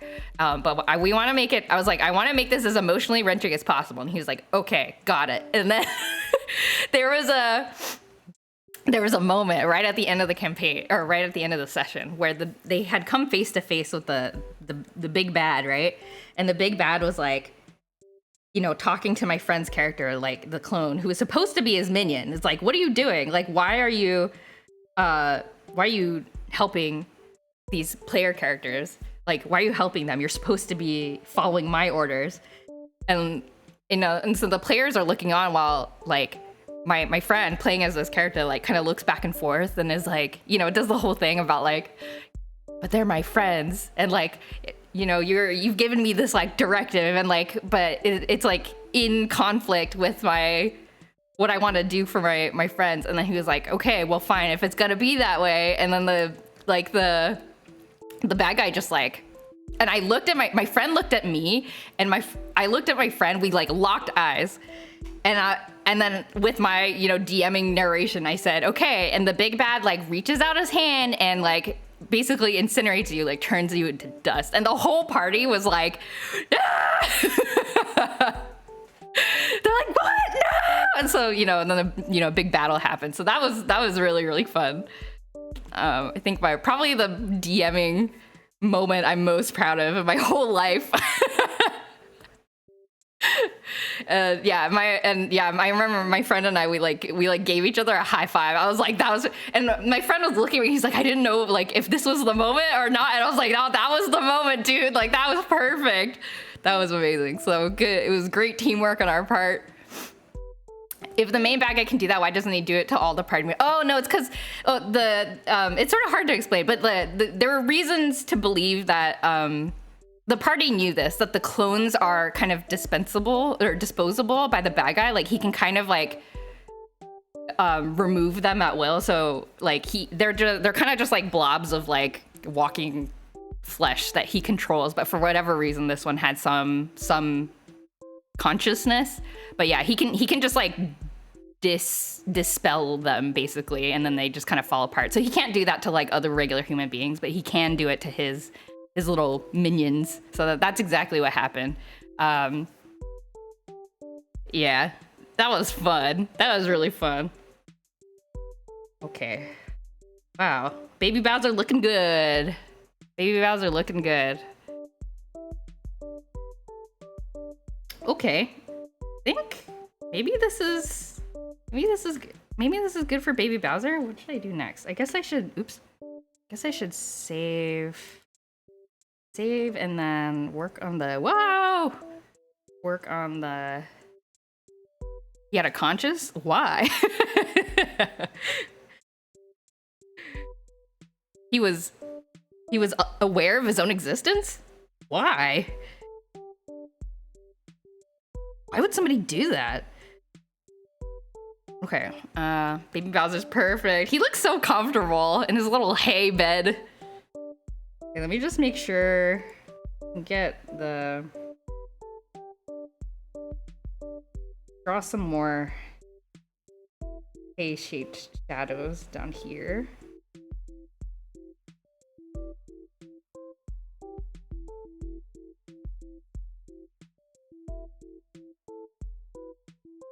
That.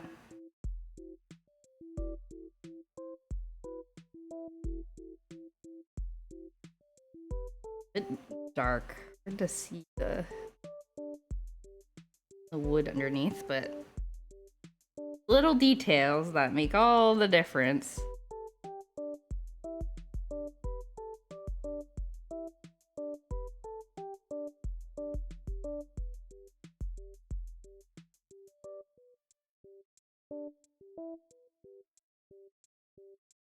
Okay, it's kind of roughly doing the shadow down here, 'cause I think it's okay.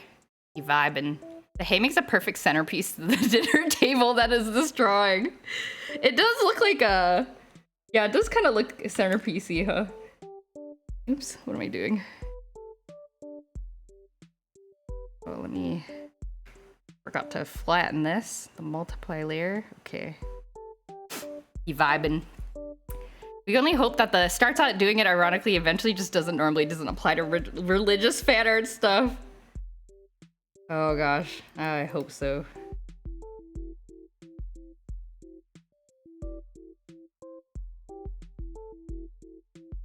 add a little bit of wood texture too.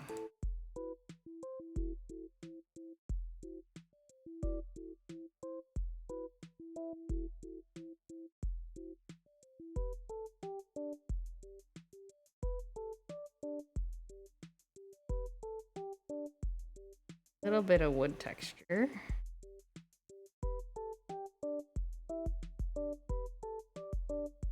Okay.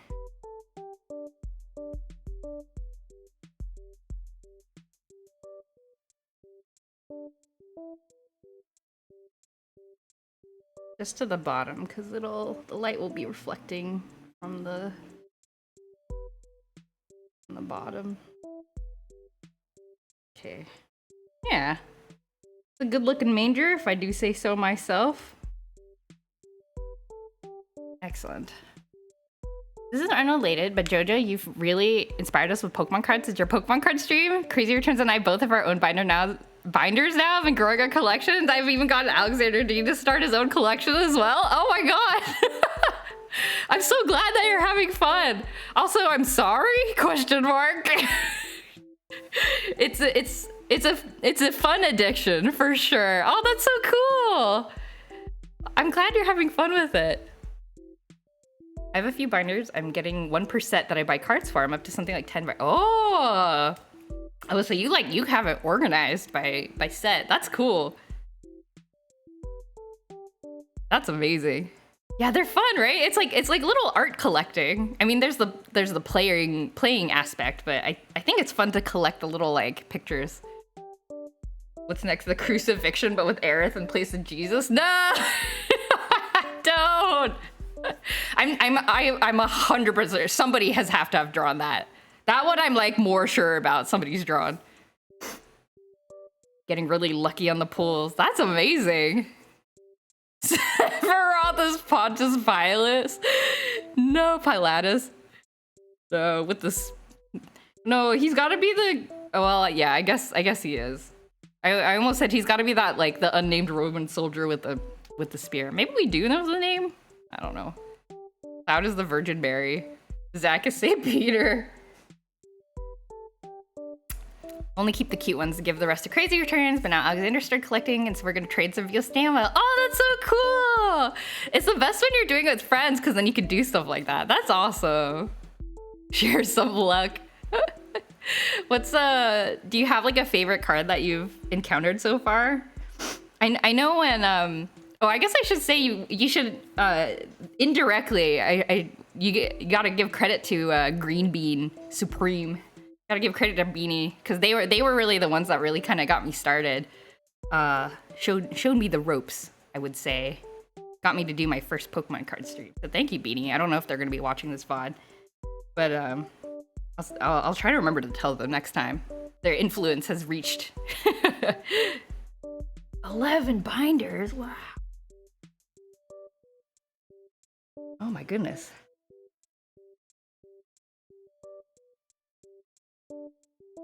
That's amazing. Yeah, I have enjoyed giving. I don't have like I don't really have like a lot of cards I want to trade for, I think. Like usually there's like one or two per set that I'm in, and then I try to get that. I don't keep a lot of cards. So yeah, well now I have more people to send my extra cards to if I do another stream. If there's anything you guys want. But I've also had fun kind of just giving them away locally. I think it makes the local neighborhood children happy. A couple of binders from my sets are from when I was a teenager, and I picked it up recently. I'd have to go find my old Pokemon cards. They're probably in terrible condition. The Great Flood, but Toon Link is Moses. You're just watching the stream trying to think of like, and then you like the Red Sea parts, and then it's like underwater Hyrule. Oh god. Oh god. Okay, who do I draw next? I think I gotta go with the Magic Koopas. I kind of want to go in order of. No, I should start with the foreground characters. Oh no. I don't know, man. Triceratops got me a Pikachu binder and started my collection by buying individual Pikachu cards from trading websites. Ah, Pikachu's my favorite. That's not basic. I think Pikachu's a fine favorite Pokemon. Got lots of cute Pikas. Big fan of surfing Pikachu and flying Pikachu. Nice, nice, nice. Yeah, I think focusing on a single Pokemon is, I think, a great way. You get all sorts of cute art of your fave. It's a little unfortunate that my favorite Pokemon is Mew, because I feel like Mew's sort of, just by its nature, tends to be, you know, in the harder to find, like, tends to be rarer. But it makes the hunt more satisfying, I guess, when I do get myself a Mew card. What is this creature called? Monty Mole? Find the reference picture. The Last Supper Frisk is Jesus and Astriel is Judas. A couple German cards. Whoa. Crazy has some really cool Mew cards he wouldn't share with me.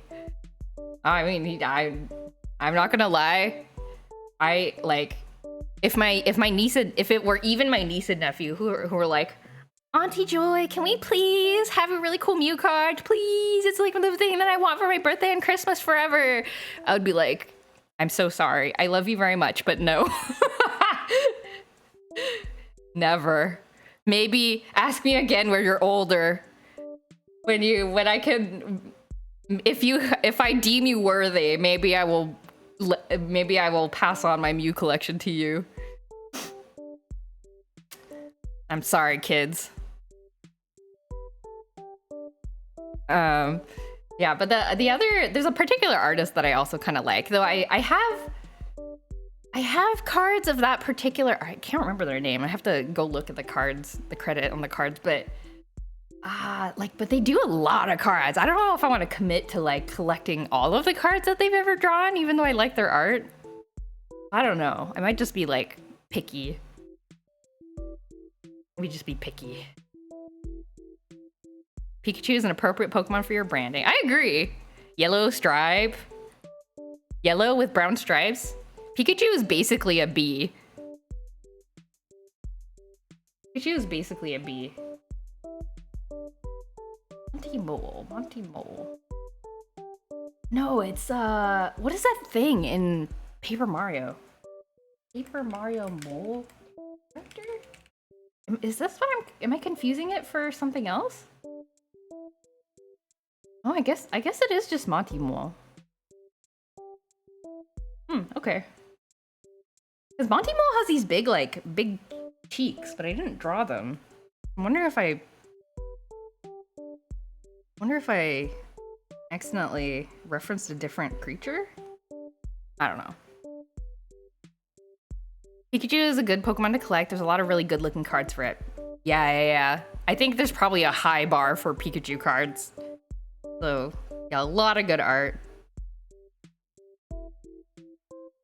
Let's see, where's my layer for the creatures? Oops. Didn't mean to hide that.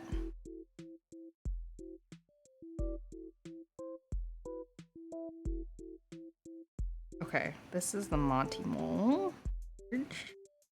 Okay. Waka? Is that what I'm thinking of? Well, Waka probably looks different, right? Super Mario Waka. Oh yeah, that that looks nothing like what I... Wait, but now I kind of want to draw Waka. Can I put Waka in the... Can I put Waka in the picture? Where can Waka go? Maybe I should replace the Oink with Waka. I feel like Oink is not very memorable. The mole reminds me of a Moogle from Final Fantasy. Oh, yeah, because of the eyes, maybe. I was Pikachu for Halloween multiple years as a kid because I refused to be anything else. I mean, you've found your like your thing, your identity. Why change it? Waka from Final Fantasy X. Oh, that guy. Okay, I gotta put Waka somewhere. Waka is very cute. Where can I put Wacka? Like, why is Wacka in the nativity scene? I don't know. Doesn't matter. I think it would be nice, like, because with the blue color, I think it would fit right in too. Okay, I'm gonna erase the oink. I'm sorry, oink. You did not make the cut. Where's the line art? These? Yes. These? Okay, I'll take out. Take out the art. Let's put you on a different layer and hide you. Hello, Vegeta. Hey, how's your day been? It's been good. It has been good. Thank you for asking. How was my day? What did I do? I played video games in the morning. I like woke up at like 9:30 and then I was like, I'm gonna log on to Final Fantasy 14 first thing in the morning. So that was good. Let's see. Cut this. Hope your day has been going good. Thank you for stopping by the stream. Hope you enjoy watching me draw this very cursed picture. Why is this like eh?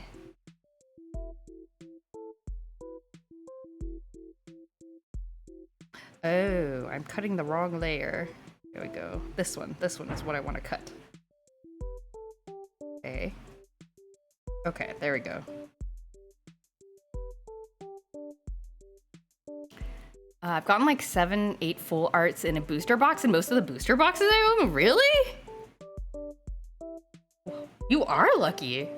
That's kind of wild.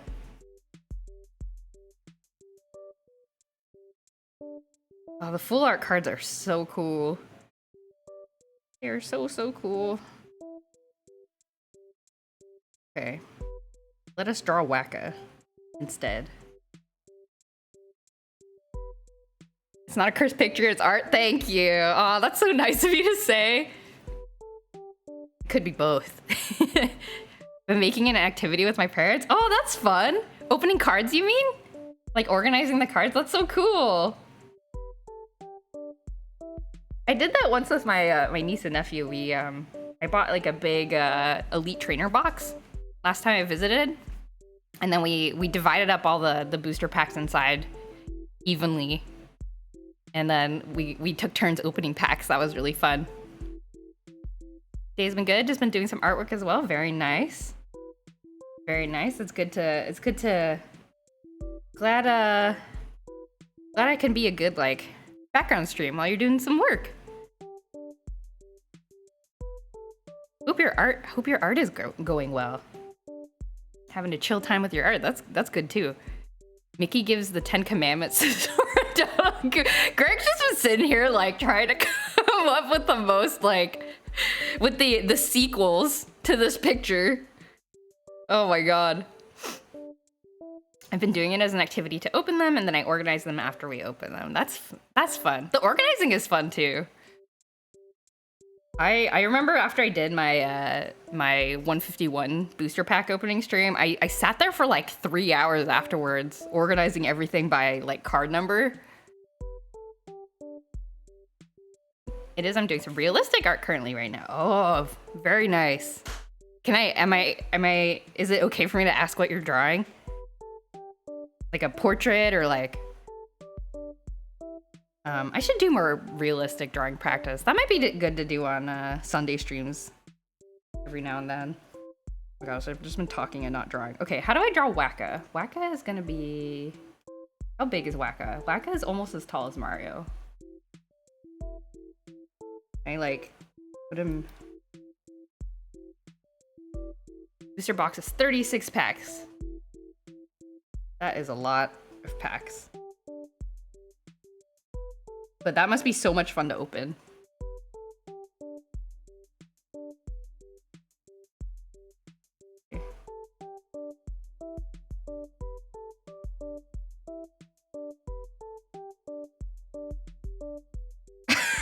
God, it looks so stupid.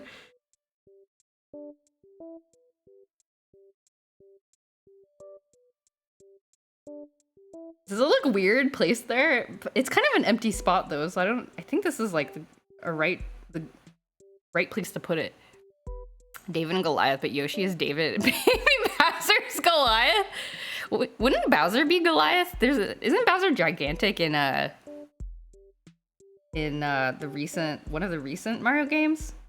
Is it Wonder where he's like gigantic? I can't remember.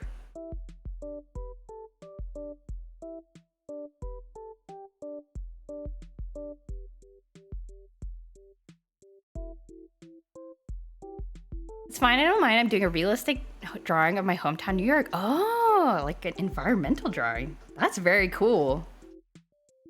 I gotta practice like locations. I don't think I do that enough. Takes a while to organize. It's fun to open them. Oh yeah. I've been resisting buying another set because the shelf with binders is full and I don't feel like making room on another shelf. That's a good like life hack I found is like, if you want to try to help like reduce the amount of time or amount of space that you contribute to like stuff in your house, just like stop buying containers, you know? And so like that's kind of what I do with my Tamagotchi collection is like I have like 2 boxes that are specifically for my Tamagotchi collection. And so if I go outside of the box, I have to get rid of other things. Like I'm not allowed to go outside of the box. And this is kind of a self-inflicted constraint. So that way I don't like just like buy things. Like I have to kind of really think about whether I really want something if I'm buying something for my collection. And then if you're too lazy to make room for it, then it means you don't really want it. So I found that as kind of a useful like like life hack. So, but if you really want it, you'll like make room for it, you know? I mean to emulate the ending of Yoshi's Island. Oh. I struggle because I don't know what games or shows you have or haven't seen. And it's also tricky because I definitely have played Yoshi's Island, but I don't remember the ending. Maybe I never beat it. I don't know. Almost nothing about Pokemon or Final Fantasy. My scope is uncertain.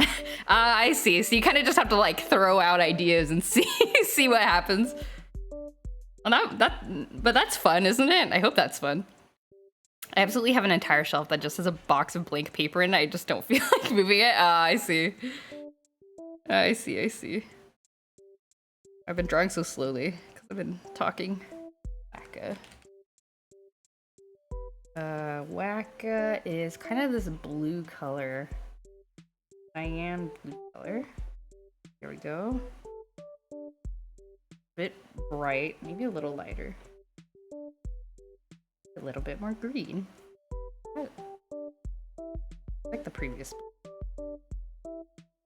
Then round will be a similar color.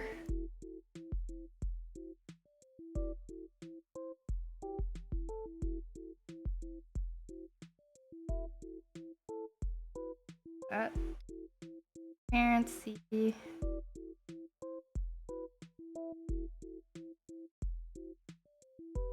Okay.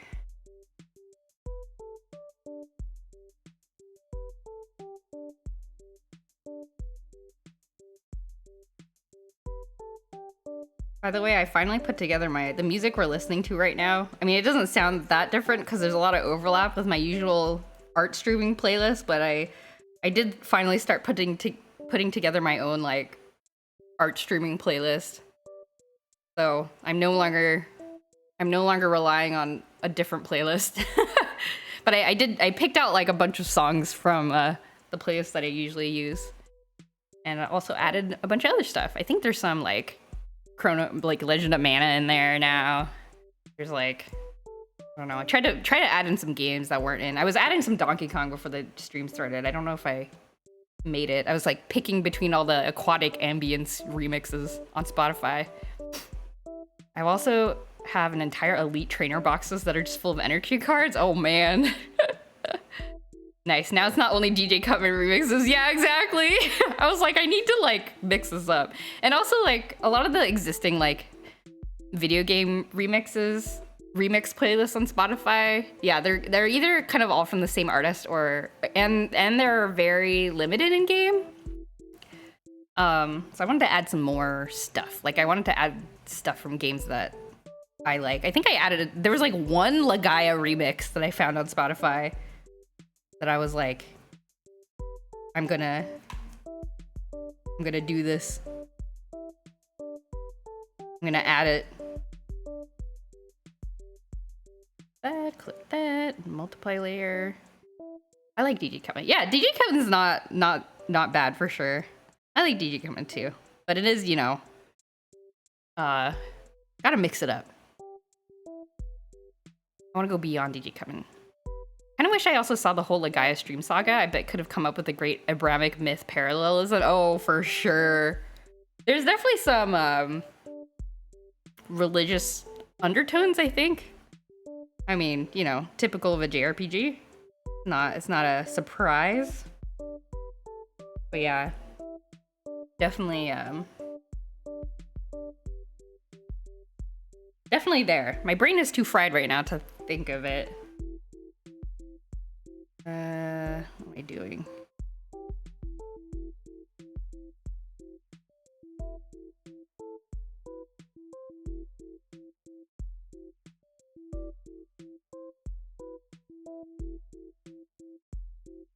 You overlay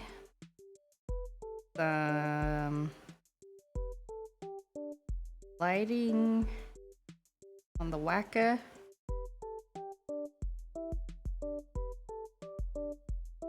A little bit of lighting on the Waka. And then we will take a multiply layer. Paint on top of the Waka here. Lower the opacity.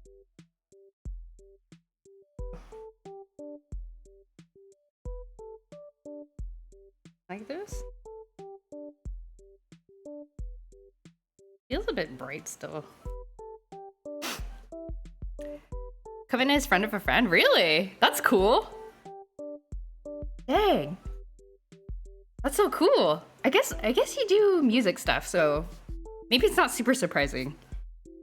You're like connected through the music network. That's awesome. Can I copy your homework meme, but PS1 JRPGs and Judeo-Christian lore instead? I mean, yeah. Multiplayer, you could do one of those draw piles one day where people in chat can join.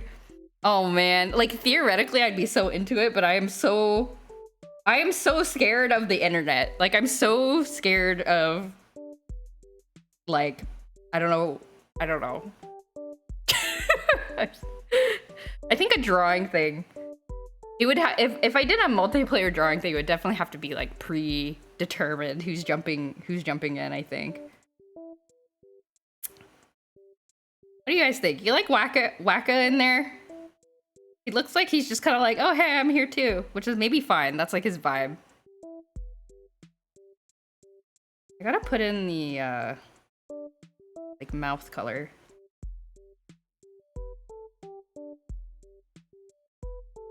That's kind of prejudiced. Your husband makes music. You don't ask him if he has DJ Kevin. Well, it probably doesn't help. My husband has not really ever put out his music anywhere. I keep telling him like, oh, you could put it on YouTube. You can put it on Spotify. Like, you know, get like feedback from people. And he's like, no, I don't. He's like way too shy. I was like, but all the cool music people you could be making friends with. He's like, no. It's dangerous to let random people join and just put it on stream. Yeah. Have I told you about one time I got a Zoom meeting I was in got Zoom bombed? That was actually really scary. Even though like there was nobody was physically in danger, but it was like actually really scary.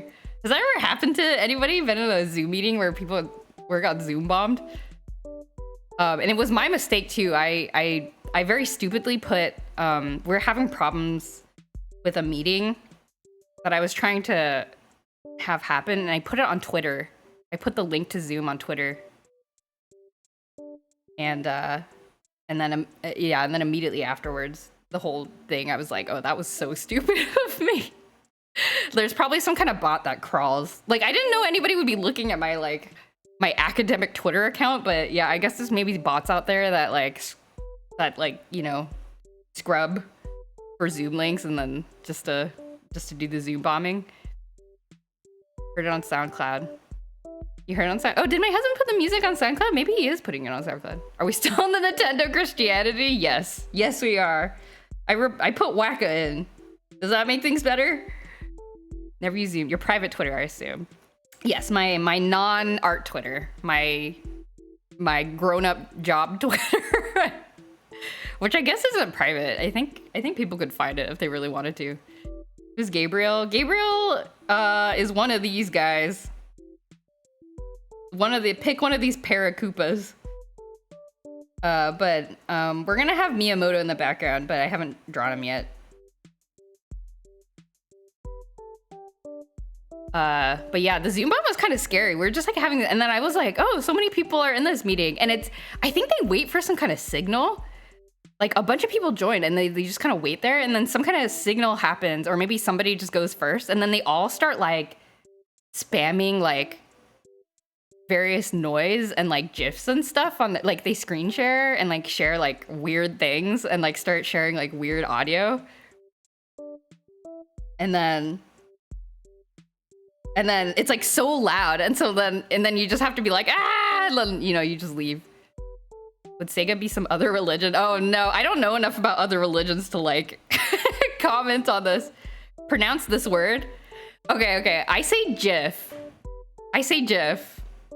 But I do not know. I don't have a problem with GIF or GIF.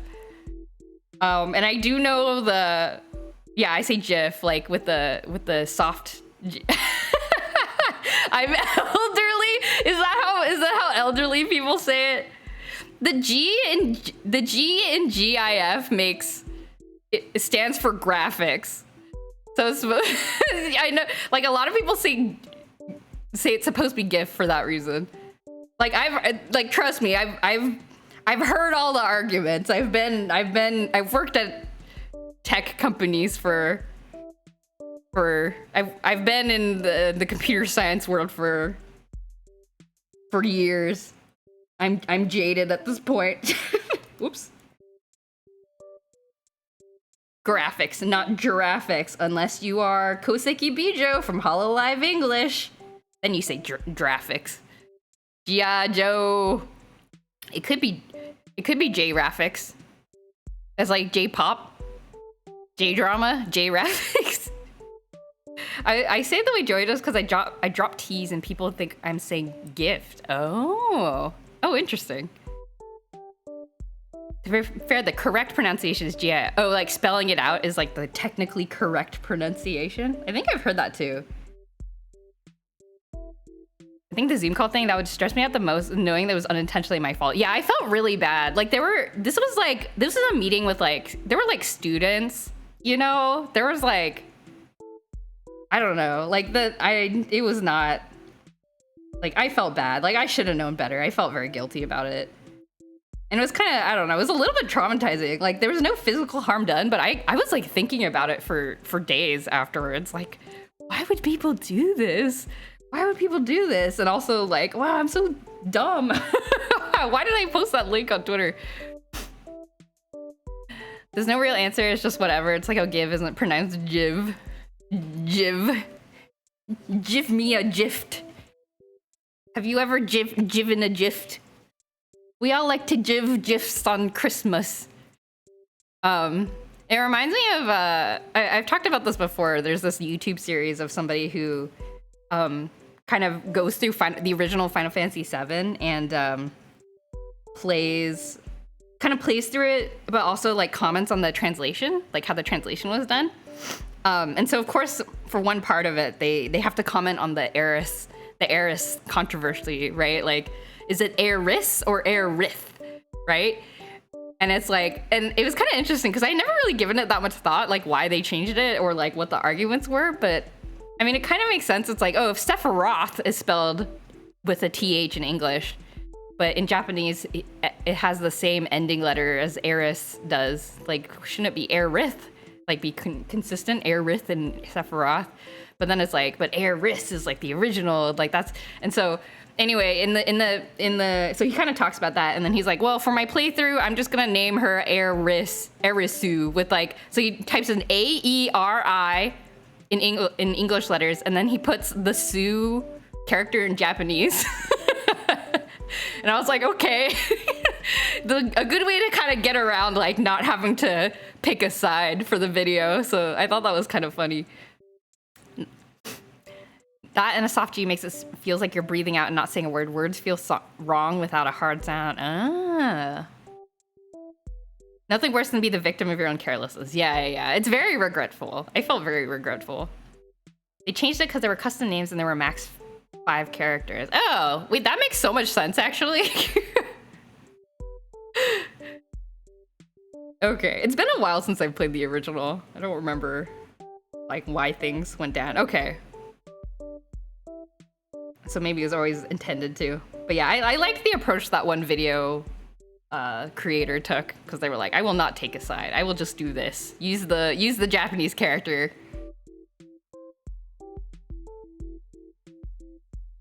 Okay, what was I doing? Okay, I was gonna draw the Monty Mole, and then I got distracted drawing Wacka for like an hour. Where are we? This. Okay, Monty Mole's here.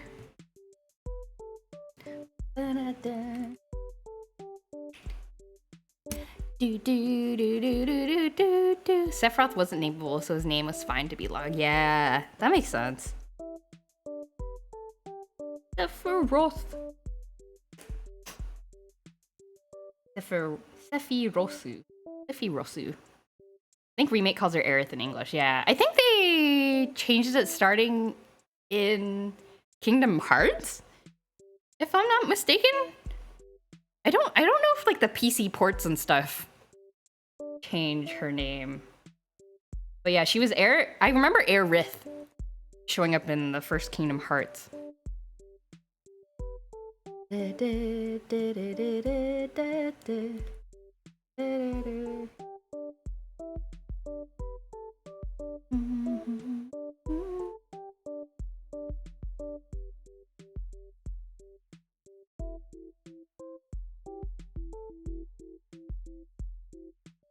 Oh.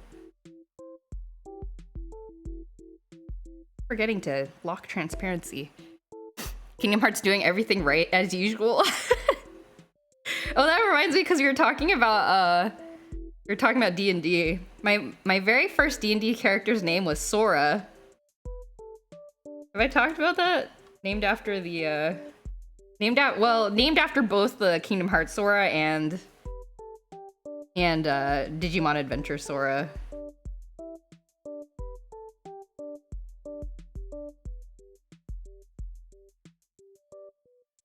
Yeah, but I've always thought Sora was a nice name. Similar how the character in Chrono Cross is written as Chrono in game, since they also had the 5-character name size limit. Oh! I didn't realize that. Oh, so is Chrono considered, like, Chrono without the H? Is that still considered the canonical name for the main character in Chrono Trigger?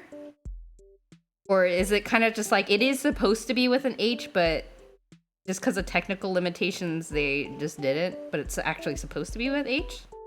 I wonder what they did in the... Wasn't there a DS? No. Was there a DS port of Chrono Trigger? Or they changed it. The only 2 Soras that count. Yeah. My Sora was a Dragonborn Paladin. My very first D&D character.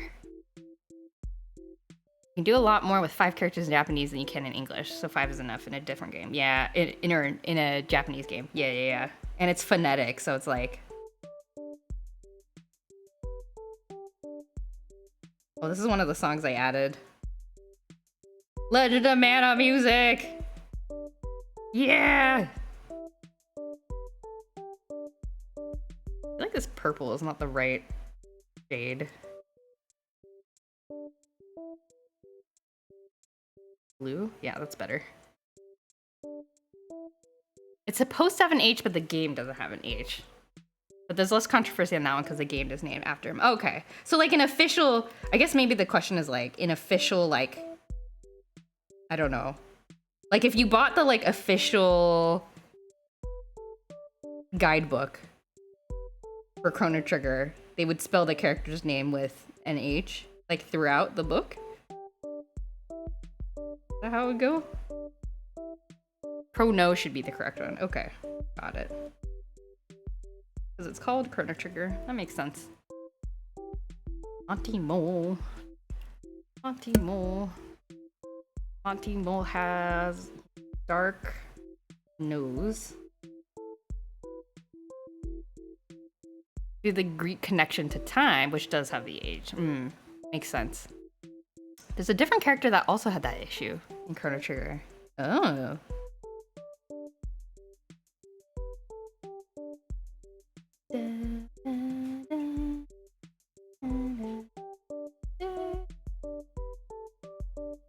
Cronus.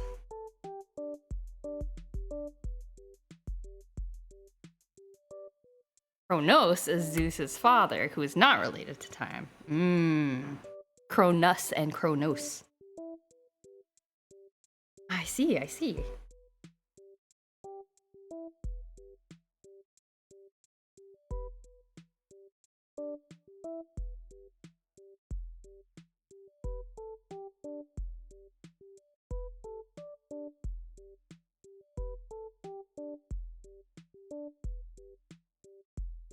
How does this look?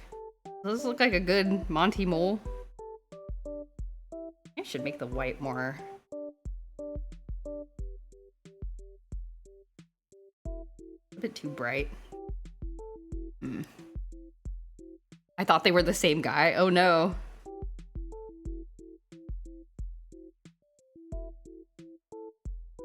They probably get each other's... They probably get @tweeted on accident. Somebody's trying to have some beef with Kronos, and then they @tweet Kronos. And they're like... And Kronos has to be like, that's not me. You're looking for Kronos. I haven't done anything here. Leave me alone.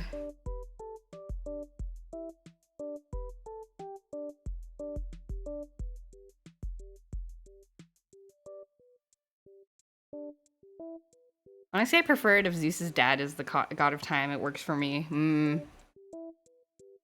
Like, yeah, that would be sort of like a... That would kind of fit in with how, what is it? Like, the Pokemon mythology works.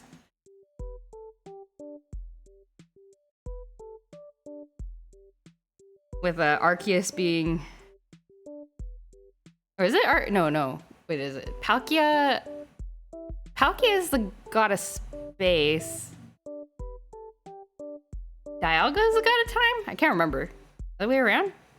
Cool thing about mythology, you can choose your interpretations. Public domain anyway, yeah. And I'm sure it varied, like, this is what's fascinating to me. Like, I'm sure it varied a lot between, like, regions, geographical regions and stuff, just by, you know, the fact that things had to spread by word of mouth and couldn't spread by, like, you know, you couldn't go on the internet and be like, oh, what's the canonical interpretation of the gods?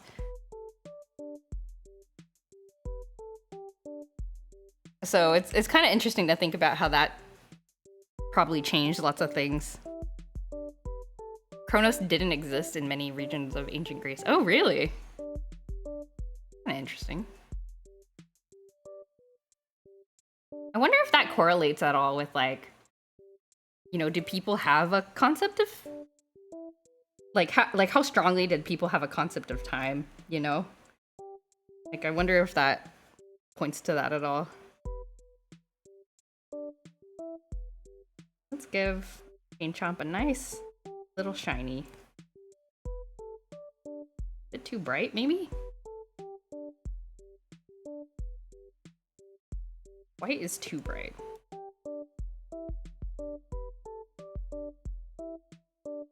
No. He did? Rush? He's like Chaos's dad, but the most interpretations of Chaos as the absolute primordial, the oldest one. The other ones have Uh-oh. The GIF thing comes back. Is it Gia or Gia? The daughter of chaos. Can you imagine being able to introduce yourself as the daughter of chaos? That's so hardcore. I'm the daughter of chaos. I don't like this. I don't know where to put the like specular light here. Oh. Just rim lighting is better. Gaia? Oh, Gaia. Okay, I see.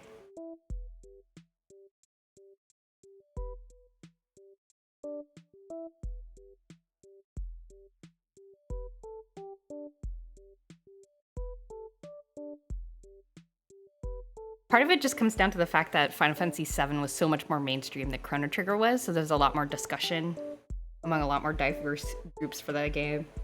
Yeah, that's probably a big part of it. Fine. So many gods, obviously not everybody has the same textbook about what gods we have in ancient Greece. I usually write as Gaia, but I chose Gaia for this occasion. Oh, okay.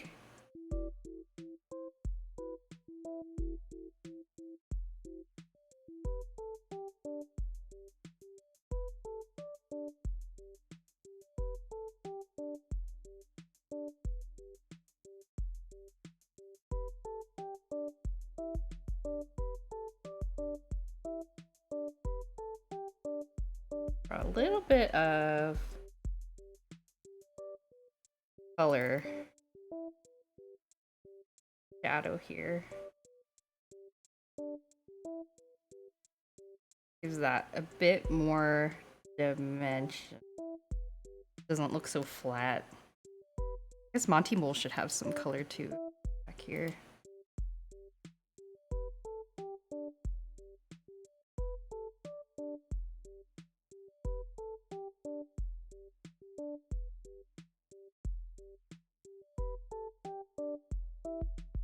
Oops.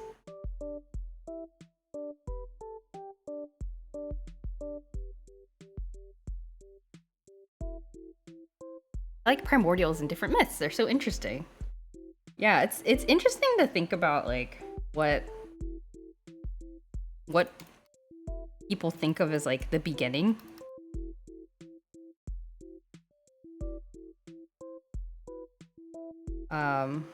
I like what it tells us about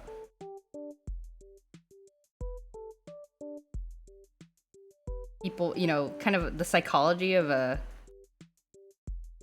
not choosing a correct color, the psychology of a society.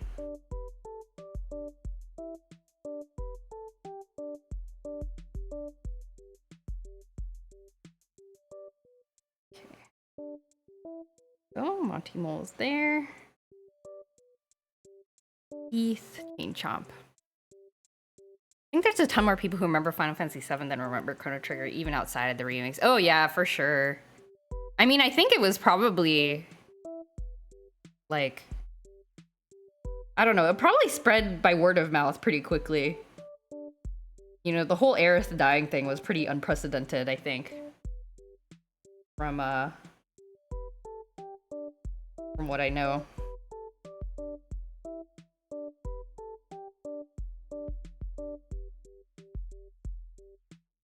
Sadly, I think I played Final Fantasy VII years and years after it came out, so I wasn't around during that initial hubbub.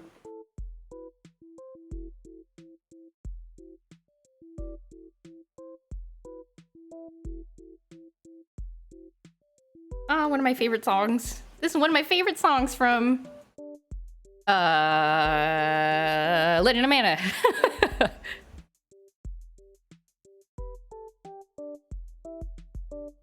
It's fascinating that multiple cultures in different places of the world have primordials who get killed by their descendants and their corpses become parts of the world. Yeah! Like, that's a very interesting thing. Like, there's something about, like, people feeling like there was some kind of entity or group of entities at the beginning, but there's a disconnect that the society feels between that beginning and now. And the way to kind of describe that is, well, the primordials are dead. Like, they're obviously not here. And so this is like all we have left of them are these, you know, whatever, you know, particular like physical pieces of proof. All we got. Yeah, I think it really says something about, gosh, I don't even know. I feel like I'm sure there's like interesting scholarly work on this stuff that I'm just not able to describe well. Final Fantasy VII sold PS1s to not an insignificant portion of people in the US. Oh, I believe that. I believe that 100%. I mean, kind of similar to the only reason I bought, like the main reason I bought PS4 and now PS5 is because of the Final Fantasy VII remake and rebirth. So I guess the legacy continues.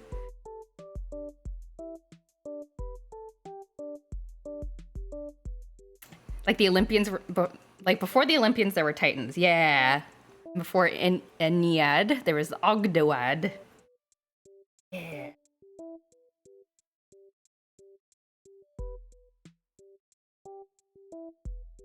The Akua and the Kawunas. You gotta stop, man. You're gonna make me wanna go on a Wikipedia adventure.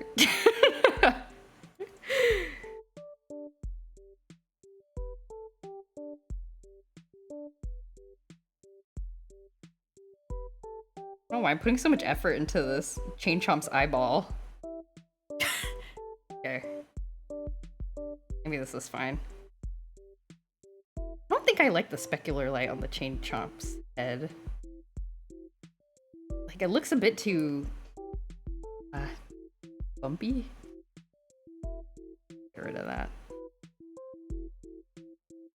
Every culture had a king of the gods. That god is usually the grandson or the great-grandson of the primordial. Yeah, yeah, I think it's just so interesting.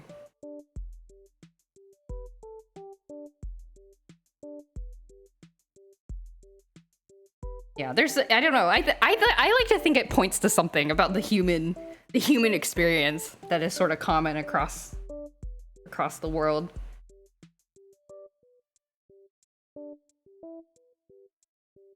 That's fascinating stuff. Yeah, if I didn't go into like computer science stuff, like this is probably what I would, if I was gonna do my PhD in a different field, it would probably be something like this. I don't know how I would like, but you know, this is probably a lot less financially lucrative of a job, but at least I'd be having fun. Many cultures have a tale of how the god king of the underworld assumed the throne of the said underworld. Like, my common belief would be that people assume it's always been that way, but ancient people didn't. Yes, there was some kind of change, like some kind of incident, like capital I incident, that like brought us to the state of the world today. Hello, Alkalate? Sorry, I can't pronounce your username. Does your stylist have tracking on your PNG tuber? Yes. Well, actually, I'm cheating a little bit. So I have my PNG tuber as a layer underneath my underneath this tracking thing. I'm using a software called Spud tablet. I believe it's for free. There's a very nice person software engineer, I guess, who made it. And I see a lot of artists use it. So if you're interested in trying it out, you can just go Google for Spud tablet, and you just place it on top, and it tracks your stylus. Welcome to the chat. Welcome. We're just making this weird picture. Yeah, it's really cool. It reminds me I gotta throw some dollars their way. I think you can pay what you want for their software. I feel like I've been using it enough that I should support them. I gotta do that. It's a natural inclination for human to want to know why things are, more than it just being that way. Yep. And I think asking why gets people to come up with these stories. And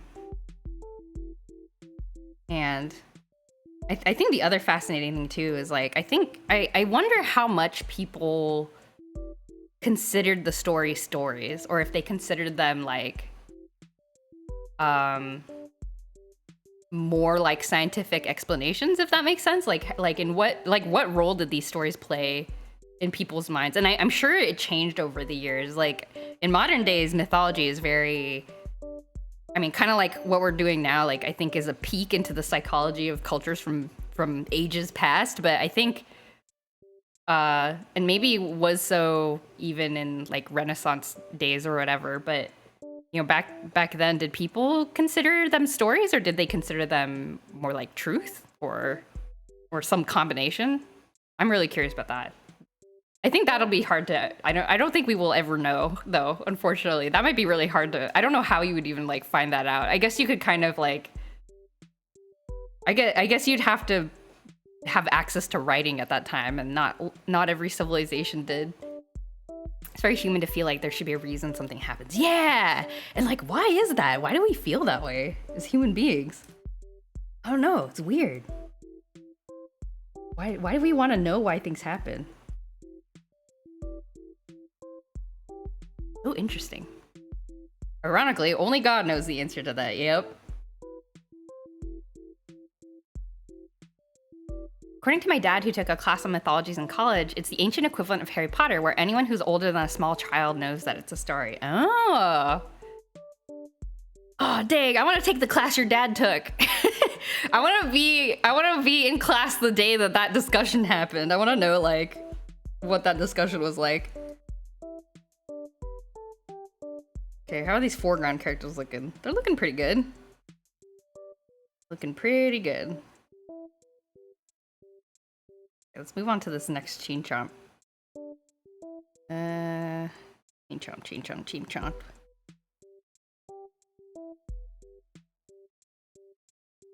I gotta put the halo back on to... Oops. Alright.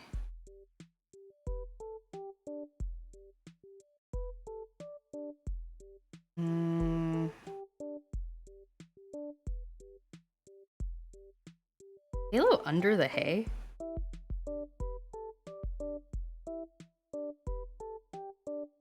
Over the hay. See. Okay, well, I'll have to fix the halo later. Having access to writing wouldn't be enough. Writings from the past are only written by wealthy and literate micro-minority, so only omniscience would answer your inquiry. That's true, yeah. It'd be a very limited view. Though I think for this question, a proof of existence would be enough. You wouldn't have to show that everybody believed that they were stories, but knowing that some people believe that they were stories is the interesting part, I think. We know so much about the Roman Empire. There's a lot of saved letters and records from them, but we have no idea what poor people thought from those days. They didn't write. Right. It would be a very limited view. Yep.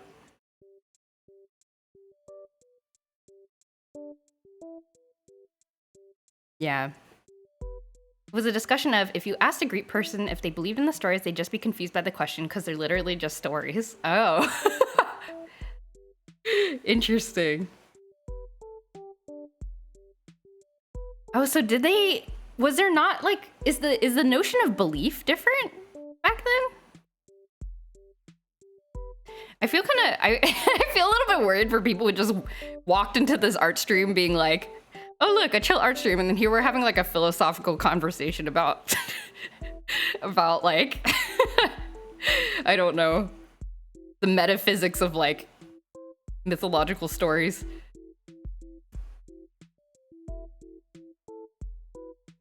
Yeah, I mean, I guess that's plausible that like people just, the notion of belief is just totally different. Like, I mean, I think in modern days, belief is very like Western, like Christian oriented, I think, in a lot of ways. It makes sense that there's other ways of like thinking about like the relationship between a person and like deities, I guess. Probably pretty different from back then. In Greece and Rome, the emperor just named somebody who died recently as a deity on a whim. Really? Why? Oh, that's I didn't know that. I mean, you are doing a nativity scene. I feel like it's an appropriate discussion. Oh, that's true, I guess. That is true. I kind of had forgotten what I was concentrating too much on the micro details. What am I gonna draw? I'm trying to paint the chain chomp, the background chain chomp. Where are you? Oh, this one. Okay. This one.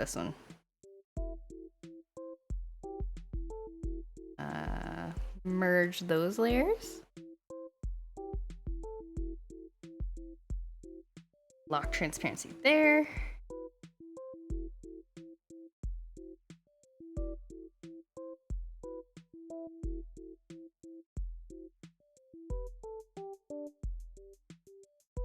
Highlight on this guy. Bit too much.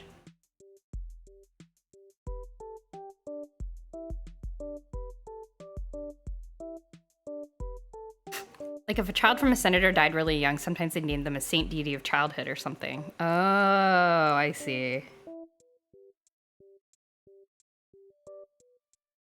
I see.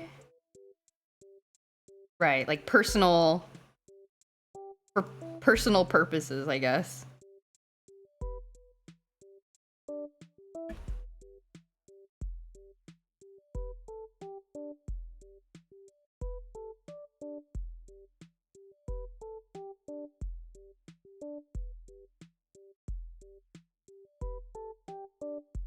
Jump. Borrow some colors from the chomp here.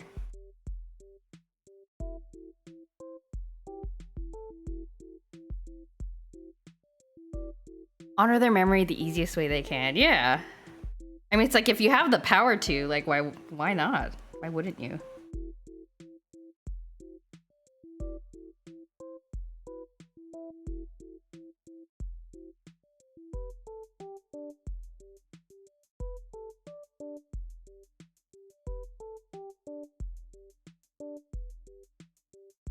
I think I'm gonna finish painting this chain chomp and then maybe I'll stop for today.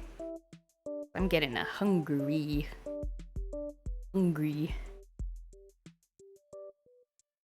Reason to give a feast in their memory other than their grieving. Yeah. I mean, that makes sense. If you're a parent who's lost a child, like, I'm sure, like, I mean, I don't have kids, and thank goodness this will never happen to me because I don't have kids, but, like, you know, probably if I had lost a child young, like, I would probably, like, I can understand the thought of, like, you know what, I'm gonna make everybody hear about my kid, like, and they are going to remember my kid. Like, I want everybody to know about them. So I can see the logic in that for sure. Like, everyone has to know.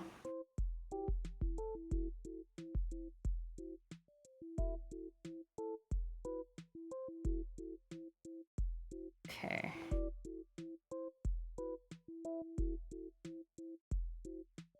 Change the dense watercolor.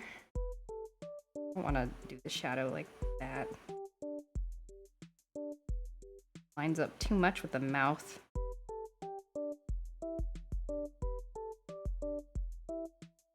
Legend of Mana music. It's so good. Hey, Voodoo Doodler, it's going good. About to wrap up the stream actually, but we finished up Bowser. We painted look at this manger. I'm kind of proud of it. And painted some of these side characters. So we're making progress. We are making progress. I had a sister whose skull didn't form in the womb, so she was a stillborn. We still visit her grave every year. Oh, I'm sorry to hear that. Yeah, that must have been tough on the family. It's nice to go and, yeah, remember, you know. So I'm glad you guys can do that.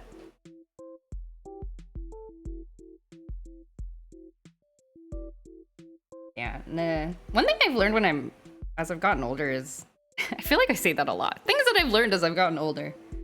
Um, yeah, like pregnancies tend to not.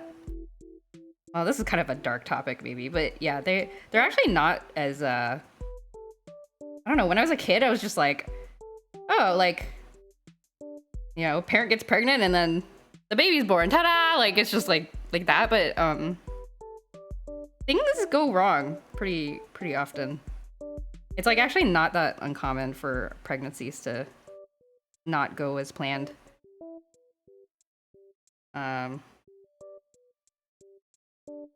Looking awesome. Love the highlights. Thank you. Thank you. You're going to Japan this week? Yes, this is the last draw stream. For let's see, when am I coming back?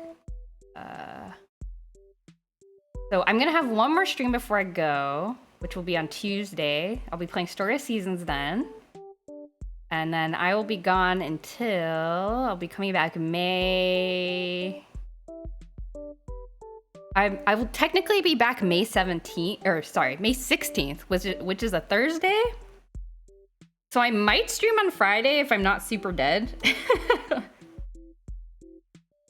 But I don't know, because I think I'll be wanting to stream, but I might not be like up. I don't know. I'll have to recover from like the time difference and stuff. Yeah, but it's a little wow. I don't remember this, but apparently baby me thought my parents had killed her rather than what actually happened. Oh no, that's horrifying. Kids can misunderstand a lot of things. I definitely remember as a child getting into some shenanigans because I misunderstood what grown-ups told me. Last stream I'll see you on for like a month. A month? A little less than a month. I guess unless you're gonna be busy on Sundays after I come back. Almost a month. Yeah, I guess it is kind of a while. I will try to, I don't know. Hopefully, I don't know. I don't know how dead I will be when I come back. But we will, yeah. So I'll be back 16th, 17th, something around there. Unless I miss the new ones in May due to being asleep. Yeah. Oh yeah, because this is like a weird time for you, I think. Oh no, my evening streams are a weird time for you, I think. I can't remember. Have a nice trip to Japan anyways. Thank you so much. I will. Okay. I think we're gonna be done with that chain chomp for now. Okay, so let's end the stream there. We made some good progress today. Don't fall off a cliff. I'll try not to. I'm not planning to get close to any cliffs, so don't worry. All right. Thanks everybody for coming. Let me see if there's anyone to raid. Yeah, so like I said, the next stream I will have, last one for a little while, will be on Tuesday, 8:30 p.m. I'm gonna try to, I've been playing Story of Seasons off stream a little bit. I'm gonna try to get to the end of the 4th year so that we can see the time, what is it? The time skip between the 4th and the 5th year. Oh, whoa, why is my computer so slow suddenly? I'm lagging! Okay, no one's on right now, so we'll raid the ferret channel. I know, you just got here. Sorry, Voodoo. I enjoyed, thank you, Hoffer. It's all good to see you guys. But yeah, I'll be planning to try to do the time skip from 4th to 5th year in Story of Seasons, so that'll be the plan. And then maybe I'll play a whole bunch while I'm on vacation, and then we can just skip straight to the 5th to 6th year time skip next time I play Story of Seasons. I don't know. That's the ambitious plan. All right, so I'll see you on Tuesday if you're down for Story of Seasons. Otherwise, have a good rest of your weekend. Oh, thank you, Asdria. Thank you for the comment. Thank you for coming. Hope you enjoyed. We'll raid over to ferret software. Go look at some cute ferrets. See you guys later. Thank you, everybody. Bye-bye.